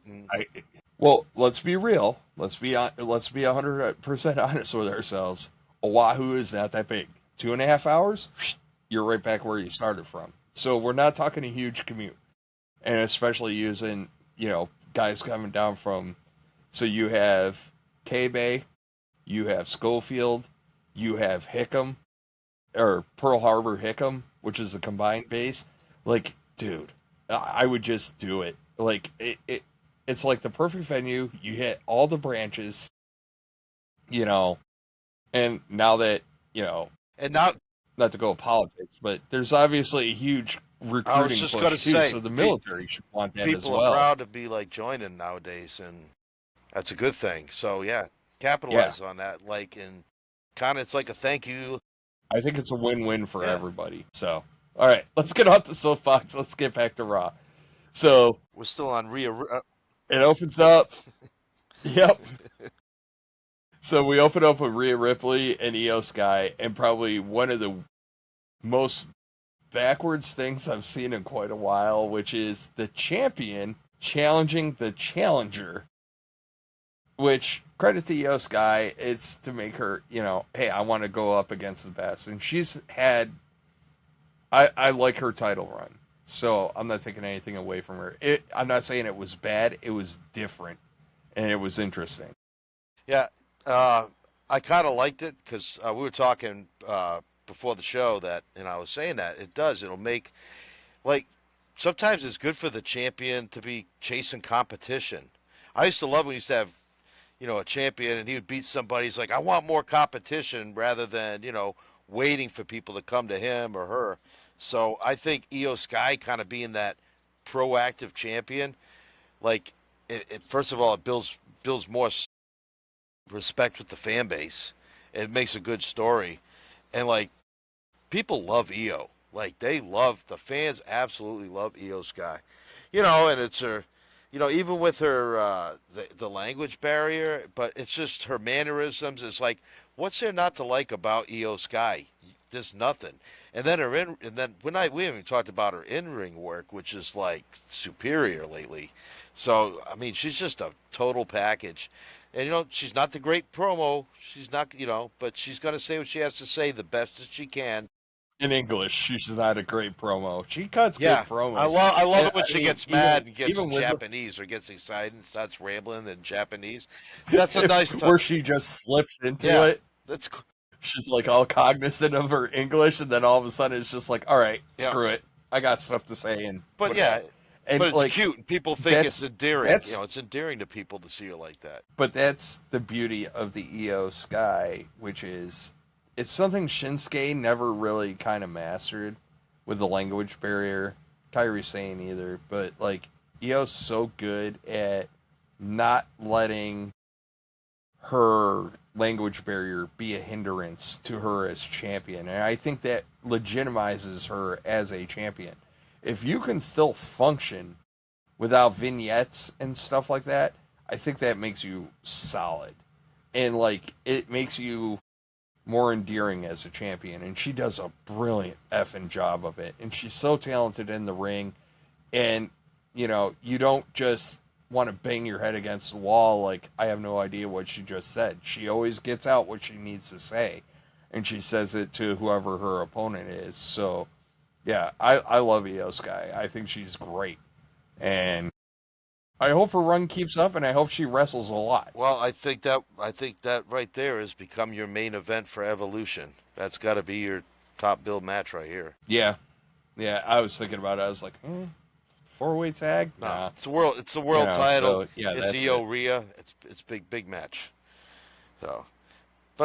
So, yeah, talking about tag titles. So before we talk about that, let's talk about Dom and AJ Styles. Probably one of the. It was a pretty hilarious. Like, boy, man, I'll give WWE credit, man. They find a little gem every now and again, and they're just gonna run that bad boy like nobody's business. And they did it with the doctor's note, right? Chad Gable for the longest time, like, I got the sniffles. Look, I got a doctor's note, and like, so now Dom's like, I'm not cleared to wrestle. I have a doctor's note, and it's just like, okay. And then the whole like AJ like, let me see that. He's like, and he puts on his Coke bottle like readers. It was so good. Well, and what's funny is, says you're a Dom jackass. started to say, hey, you might want to need your glasses for that. Kind of an implied comment, like, yeah, come on, old man, put your glasses on so you can see it. And then AJ just like, yeah, all right, I'll put my glasses on. I'm old. I'm not denying it, but he's still like, at the end of the day, he's probably muttering under his breath, like, when I get my hands on this little punk, like a grumpy old man like us would be. I get my hands on. So it's a cool little added. Man, those bad boys were so thick he could see into the future, yeah. dude. Yeah. Whew. He left those out in the sun, he'd start a forest fire. I mean, it's worse than what's that dude on that show? Was it Trailer Park Boys or whatever? Guy who wears the big Coke bottle glasses. I guess. I don't.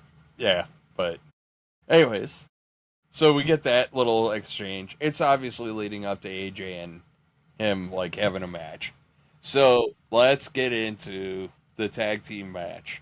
Finn Balor, JD McDonough versus the New Day, and Judgment Day goes over. Definitely the right call. I didn't realize it until somebody pointed it out. The New Day only had 2 title defenses since winning the title. I think this was their second. So when you have banger after banger going on SmackDown for tag titles, and you can only manifest like 2 title defenses for the weaker of the 2 tag titles, you got a problem. So, and honestly, Finn and JD deserve it. I'd love to see Finn Balor in a mid-card rivalry, I guess. I think he'd look good as a mid-carder. Give him the IC, give him the US title, whatever. Maybe not world championship, because I just don't see where he fits into that prism. But he's so effing talented. I kind of like the idea of him being a tag team with JD. I'm fine. I don't think it's a demotion from going for like a mid-title guy to the tag team, because I always believed that the world tag team titles were just a tiny step below the single title. So I kind of want to see more of Finn and JD, because it's really good. And I think I don't know, I just, like with Finn, there's really nothing for him. It looks like right now they're trying to hold off on the dissolution of the Judgment Day because of the live injuries. Everybody's kind of getting along. Yeah, I think that changed. So everybody... I think you play that. I think you totally play that just like they did with Rhea and all that. I think all of a sudden now Roxanne's like the new thing. You have Dom being the pimp of pimps, Yeah. and like now this is his new piece. Like I think you just go that angle, and Liv comes back, and she's just like, WTF? Because like right now he's still like lost puppy. Like, oh, I gotta call Liv. I gotta see what she says, and it like, Yeah, we'll see, Roxanne going to man. talk him out of that pretty Rude. quick. I have a feeling they're going to write that. Yeah, it's amazing what a shoebox full of chicken nuggets Ooh, does. chicken nuggies. Damn No, it. but What time's Chick-fil-A close? Xavier Woods. What time is what close? What do you think? Chick-fil-A. Chick-fil-A. I started thinking They dinner. do have some, I was like, they do have shoot. some good chicken nuggies. But no, I really Xavier Woods is hilarious, by the way. He's doing the combination of Yes. the Ric Flair and Jeff Jarrett strut, and just I hope they keep the New Day around, because now you watch the New Day. They won the titles, right? They defended them twice. Really only had one successful title defense in 2.5 months. So now do we see a more active New Day? Because now they want the titles back so they can win it, so they can not defend them again. I don't know. I'd like to see the Judgment Day have a little bit of a Yeah, run. you're gonna get them. You're gonna get a want for a rematch. You're gonna get the you just threw this together. We weren't prepared.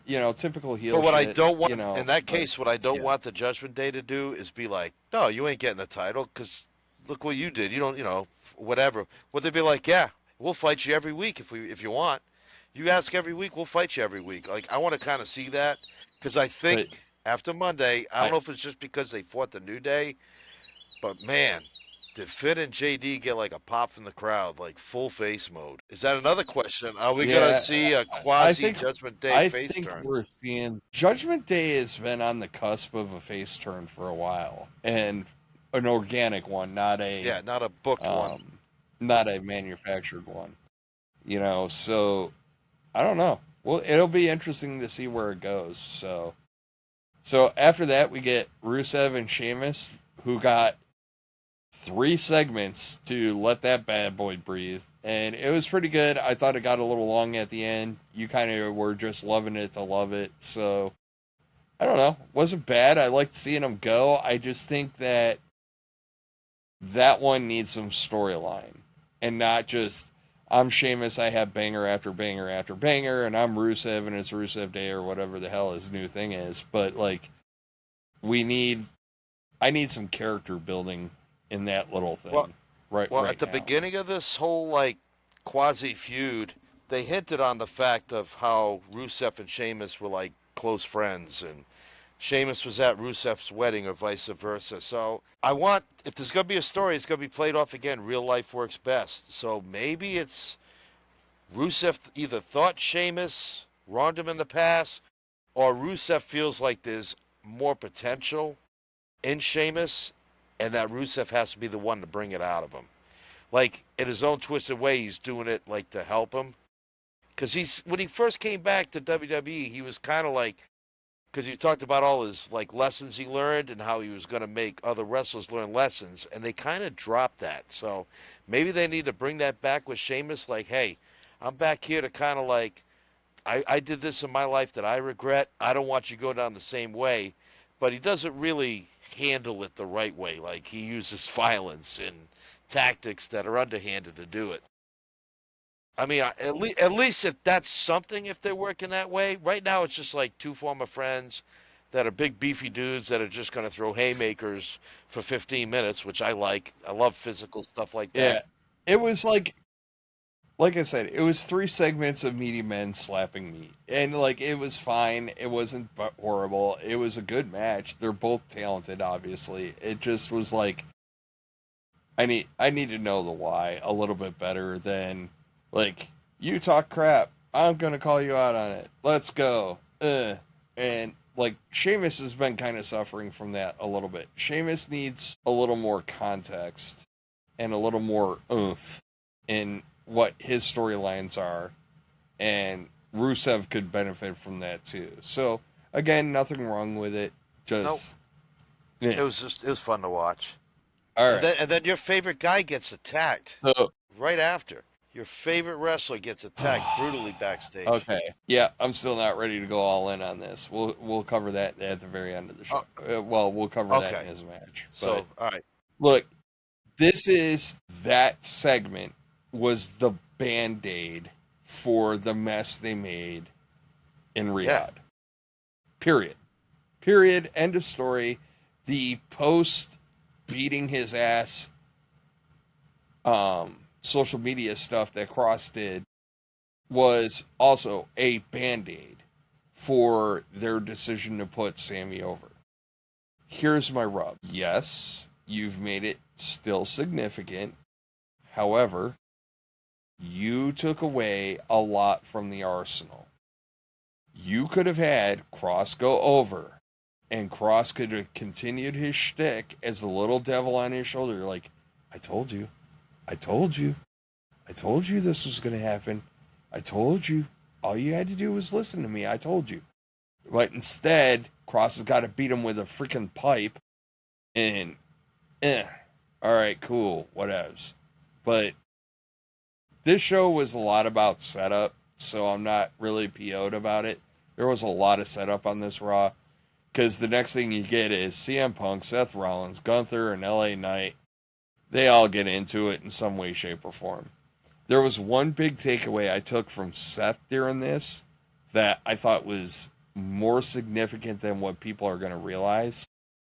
When he was referring to the Money in the Bank case, he didn't say, I won this. He said, we won this.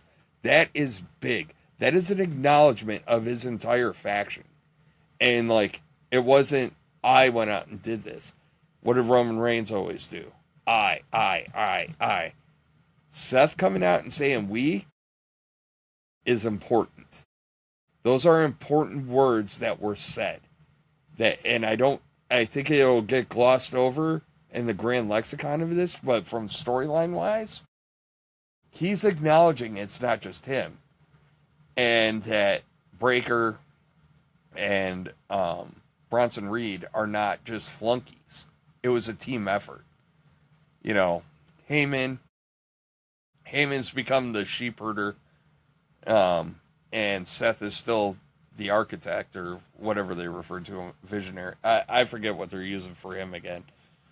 But that was a big takeaway out of all that. Like, it's obvious they were setting up Saturday night's main event, so you get Seth and LA Knight, yeah, and you get you get that little kind of scratching of the surface of Gunther and CM Punk. That was done really well, cool, too, because it wasn't like Punk attacked Gunther, which, by the way, Gunther, I know you're still saying the it factor. I'm liking Gunther, and Gunther now more and more. His promo work has really improved. But we won't get on that tangent too long. But the even Gunther, like, when the fans are still chanting "You tapped out," like, now he just smirks them off. And really, like, okay, does the "You tapped out" chants really make any sense? Guess what? He's the champion again. Big deal. Like, let it go. Like, everybody loses. I like that, so after Seth comes out and Punk come out and they get their whole thing, just Gunther watching those two fight, he's like, I'm not getting involved with this. He was like, I'm going to stand back and watch it. And then he kind of drifted a little bit too close to the hot zone, because as soon as Seth took a powder and Punk rolls back in the ring, Gunther just happens to be too close to him, and Punk just pushes him down, which to me works really good, because it's like the cheap way would just be him to, like, turn around and, like, punch Gunther and lay him out. But just the fact he pushed him away, I just think it's more thoughtful storytelling. It's kind of like, yeah, I'll get to you when I get to you. Like, I got stuff going on, but you're in the picture now too. And, like, Gunther just laid against the ropes. Like, what the hell was that about? Like, the whole segment was really good. And then, of course, LA Knight eating popcorn behind Seth was kind of funny. You're just waiting. Well, it was pretty good because you thought it was like a Seth CM Punk thing, and then, like, he's going up the stairs like a cowardly heel, which is cool. And then you got LA Knight just, like, chillaxing, and it was really well done. Like I said, the biggest takeaway I had was that when talking, Seth acknowledged we won the case. meaning it was a team effort. And I think that's a big deal because when you're heels, it's a lot about the eye, and that was big, and I think it's going to pay off dividends in the long run. So after that, we get Did you Bailey. notice the case? We get The case is new this week. The money. oh yeah. I liked it. Everybody gets a personal case Yeah, but now. I think I like the way they did Seth. I thought it was yeah, cool. really, It's sharp.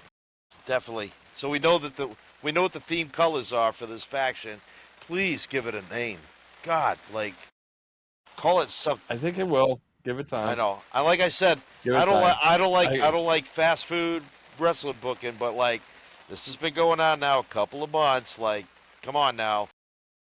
Focus groups, dude. You got to run it through the focus Yeah. groups, and All right, so then we get Bailey and Lyra Valkyria in a really good match. I will say that, but the ending was what was best. It was a double pin, so it ended in a draw, and I thought that was a great, unique way to get out of that. And I think in the end, this is all setting up to Bailey, Lyra, and Becky Lynch in a three-way. Probably at Evolution, to be honest with you. So I think that's where this is going.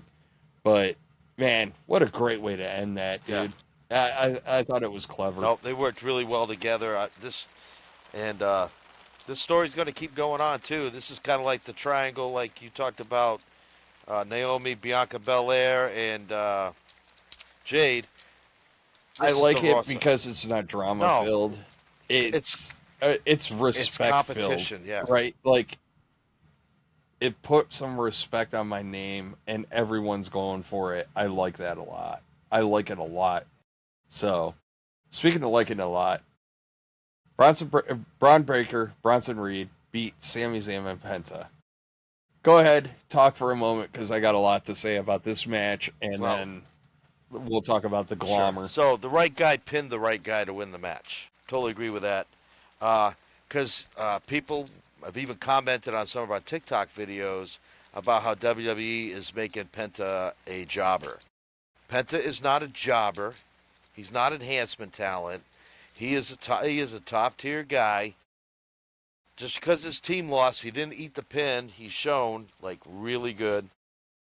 That was my biggest takeaway. Sammy and Penta did work well together. There was a cool spot in the match where Sammy did the backflip off the top rope like Sabu and kind of did the Sabu finger, which I thought was like a nice tribute. So I'll give Sammy his props for that. I liked it when they did the dive. Penta does he does it without touching the rope. What's that, a helio? Whatever. I don't know. I'll have to call Joey Styles and ask what it is. But then Sammy just kind of grabbed the rope, did his flip, but still looked good together. So they were actually a good team. And then the Bronze they did Bronze stuff. So I liked the match, but what I didn't like is Sami Zayn, kind of working like the ribs really aren't that bad when he should have really almost been incapacitated for that match. So he basically no-sells the attack by Karrion Kross, which looked legit and stiff. And it just kind of made it look like he might as well have hit him with like a roll of paper towels or something instead of a lead pipe. Because Nerf bat. A Nerf bat, even better. Hit him with a Nerf bat. Yeah. No, but that was my one problem. Like, why isn't Sami Zayn selling the effects of the attack? He did a little bit at first, but he was doing moves that that got hit in the abdomen with a bat. No way in hell he should have been doing it. So, yeah, it came across. I didn't like it. I don't know if it was intentionally done, but, man, if it was, it seems like it was almost out of spite. Like, yeah, I'm not going to sell just because. And I really hope that's not the case. Sean, I'm going to turn the floor over to you because I know you got lots to say. I do. All right. We're going to get the simple stuff out of the way first. I am trying not to curse on the podcast, by the way, if you can't tell. Anyways, even though I dropped an F-bomb earlier. It happened. All right. We're going to get to... I'm going to sound really negative about this whole segment, about this whole match, and I'm not. Here's my problem. A couple of them out of this one, specifically. Let's look at Braun and Bronson first. They are making far, far, far too many mistakes for as to how talented they are. And I do not mean real mistakes. I mean kayfabe in the ring mistakes. Those two should be rolling and dominating and destroying everything in their path right now. And that match, that main event match, went far too long. It went way too damn long. And part of that is what you were talking about with Sami Zayn. You got your ribs racked in the back by Karrion Kross. You came out with 6,000 pounds of tape, which became a hula hoop later on in the match, but whatever. You and he worked so effing much in that match. I could see if he got out there, got isolated, took a thump in, tried to get to Penta to get the tag. That's not what happened. He was in there for a long effing time for a guy that was hurt. And like it was all to sell the the underdog's trying to make a come. Oh, look at how spunky he is. I'm so sick of this shtick. Well, some So effing some of the sick blame of it. should go on Braun and Bronson as well, because if you think about it, whoever booked this match, if Sammy's got bad ribs, they worked on his ribs a little bit. Bro, that's all I would be working on with him. I wouldn't be punching him in the head. I wouldn't be putting him in an arm bar. I'd be bear hugging him. I'd be suplexing him. I'd be kneeing him in the knees. I'd be forearming him in the knees. And then guess what? I'm going to tag off the other guy so he can have some time to beat on him too. I don't. It's Dude, I would have. They totally blew it with the booking of this match. I mean, the right guy went over, My God, but it was terrible. the right guy won, like I said, and he pinned the guy that should have been pinned. I would have turned that. I would have turned that into a sacrilege of Sami Zayn. Like if I had the pencil on that one, I would have destroyed him. I would have had them get into a position where they incapacitated Penta for a little while, right? Penta's kind of spunky and he does pop up a lot, so like you got to be put smart Penta about through a it. table outside. That's easy. Yeah, but even then, like look at it. Look Yeah, at the ladder match. Yeah, he recovered quick. the ladder match. It was like, oh my God, he's dead, and then, like 2 minutes later, it's like, where did it? Where did Penta come from? Like, and it's great. It worked for me. So I'm not gonna begrudge Penta, but here's the problem. To your point, the way that should have been booked was you incapacitate Penta, and then it's 2-on-1, two of the biggest, meanest, baddest dudes in WWE. Probably one of the scariest tag teams you'll ever see. Those two, it should have been like setup after setup after setup.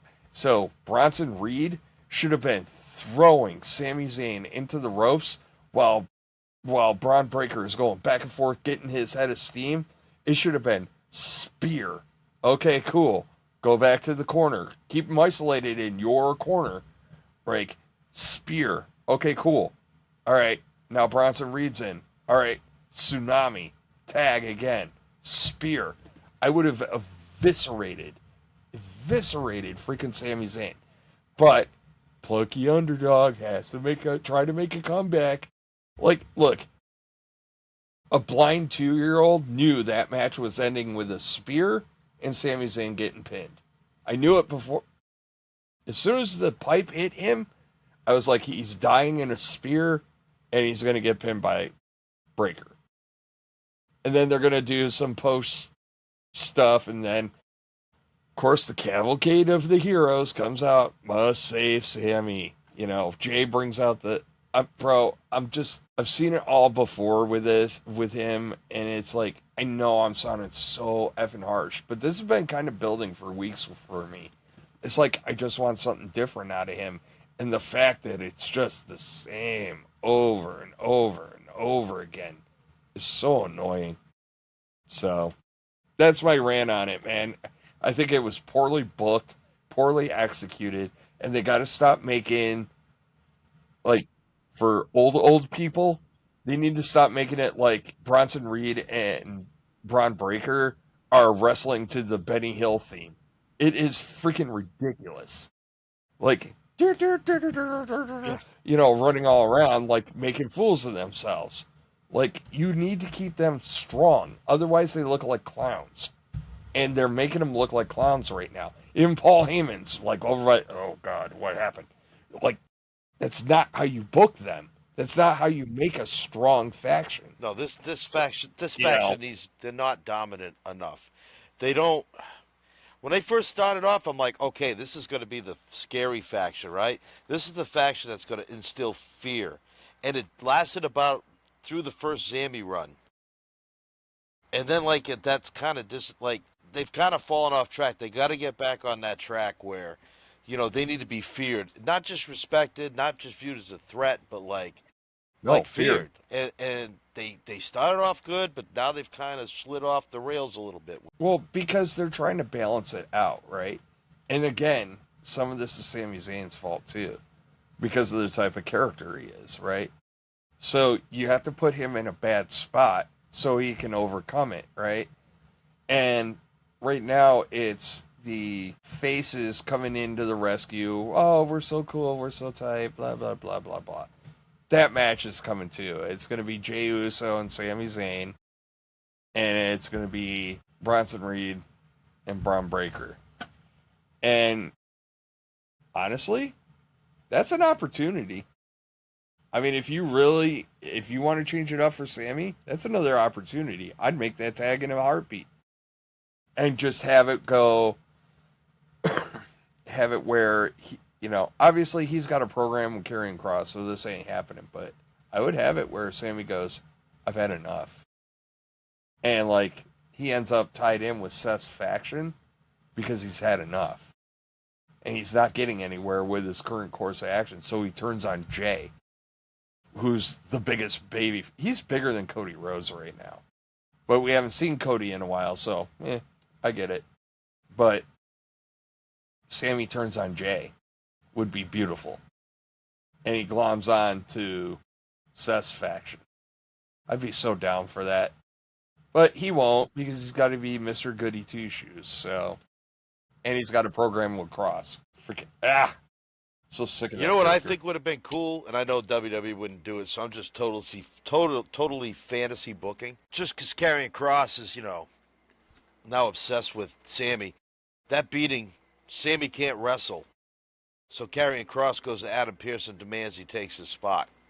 But then I don't know where you go from there. It doesn't. And the thing, I just wish they would have either wrote Sami out of the match, or damn it, Sami, felt like you got your ass beat in the backstage area of the lead pipe or steel pipe. I think the no sell was my biggest problem with that match. Halfway through, I was like, really, you're just doing all your crazy crap. You're not even wincing. You're not even trying. And then, like I said, all his tape up job ended up halfway down. He should have been selling the crap out of that after the tape went down. Look, I would have him in the corner just racking his ribs all day, the shoulder into him, everything. But no, it's a missed opportunity, and it was to protect Sami. For example, a few weeks ago, well, actually about a month and a half ago, we had that awesome TLC match with the Street Profits.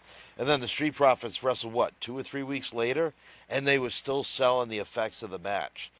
That's how you do it right. Sami, got destroyed and can't even sell it halfway decent in the main event. Excuse me, it's just bullcrap. But hey, Chad Gable's out for a little while. He's got a boo-boo on his shoulder. So Ludwig Kaiser, Americano Grande is around, so it's okay. El Grande I almost forgot to bring this up. So I wanted to ask you, how do you feel about them throwing Ludwig Kaiser in as possibly El Grande? He is El Grande right now. Is Chad legit hurt, or is this just all storyline? I think he's legit hurt. I think he's having surgery. Okay, so the Penta attack was to write him off for a little bit? Okay. Yeah. See, I'm not that good an investigative reporter. I think he hurt himself during the whole AAA thing. Okay. I think he got hurt between those two matches, so look. Yeah, that's right. He hurt when he was wrestling at the AAA show. He had a bad fall and was favoring his shoulder. You're right. Yep. Yep. Good call.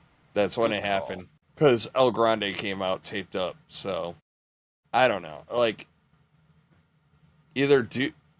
I don't even know what you do Well, with it. now Like, if he gets unmasked, now you can say, see, it was me all along. It was never Chad Gable. no, because I think what you do long term booking, like if you're really gonna stick this out, like if you're really gonna ride this thing to death, which it's already sailed, but whatever. If you're really gonna, I think what you do is you ride it all the way out until Chad Gable comes back. When Chad Gable comes back, that you have a miscommunication and you make the new Spider-Man meme, right? So there's two El Grande Americanos in the ring, like pointing at each other, like Mike hit 6, by the way. They're pointing at each other and like, wait, so you have two of them in the ring, so I don't know, like it's fine. I don't know where you take the character, right? Like I don't know. It's without Chad Gable there, you lose the mystique of the unmasking. And if you're just gonna have Kaiser like stroll around in the background as him, like, but there's certain things that Chad Gable does impeccably that Ludwig Kaiser will never be able to replicate. So it's somebody I'm different. just interested to hear Right, interested to hear how Ludwig's going to try to portray a Mexican accent with that heavy European accent in him. I think you should go for it. I think it'd be hilarious because it'd be so tongue in cheek and cheesy. Because this whole angle is everybody knows who everybody is under the mask. So let's have fun with it. So here's my and then beef. put on really good matches This while is doing it. It's a missed opportunity that they had. As soon as like when Pierce was having that conversation with Chad Gable, the missed opportunity Was having him come out. was, hey, we're really bummed that you're out, but the great news is we're gonna have El Grande Americano take your place. So you got a match. He's got a match with such and such next week. Like force the hand, but it is what it is, man. It's all good. Ooh, So I almost unplugged. Got my foot caught in the cord. hey, man, this ain't MTV. You can't be unplugging here. I love showing my age. Okay. Back when Kurt Cobain unplugged. back when MTV actually played music. Whoa, whoa, whoa, whoa.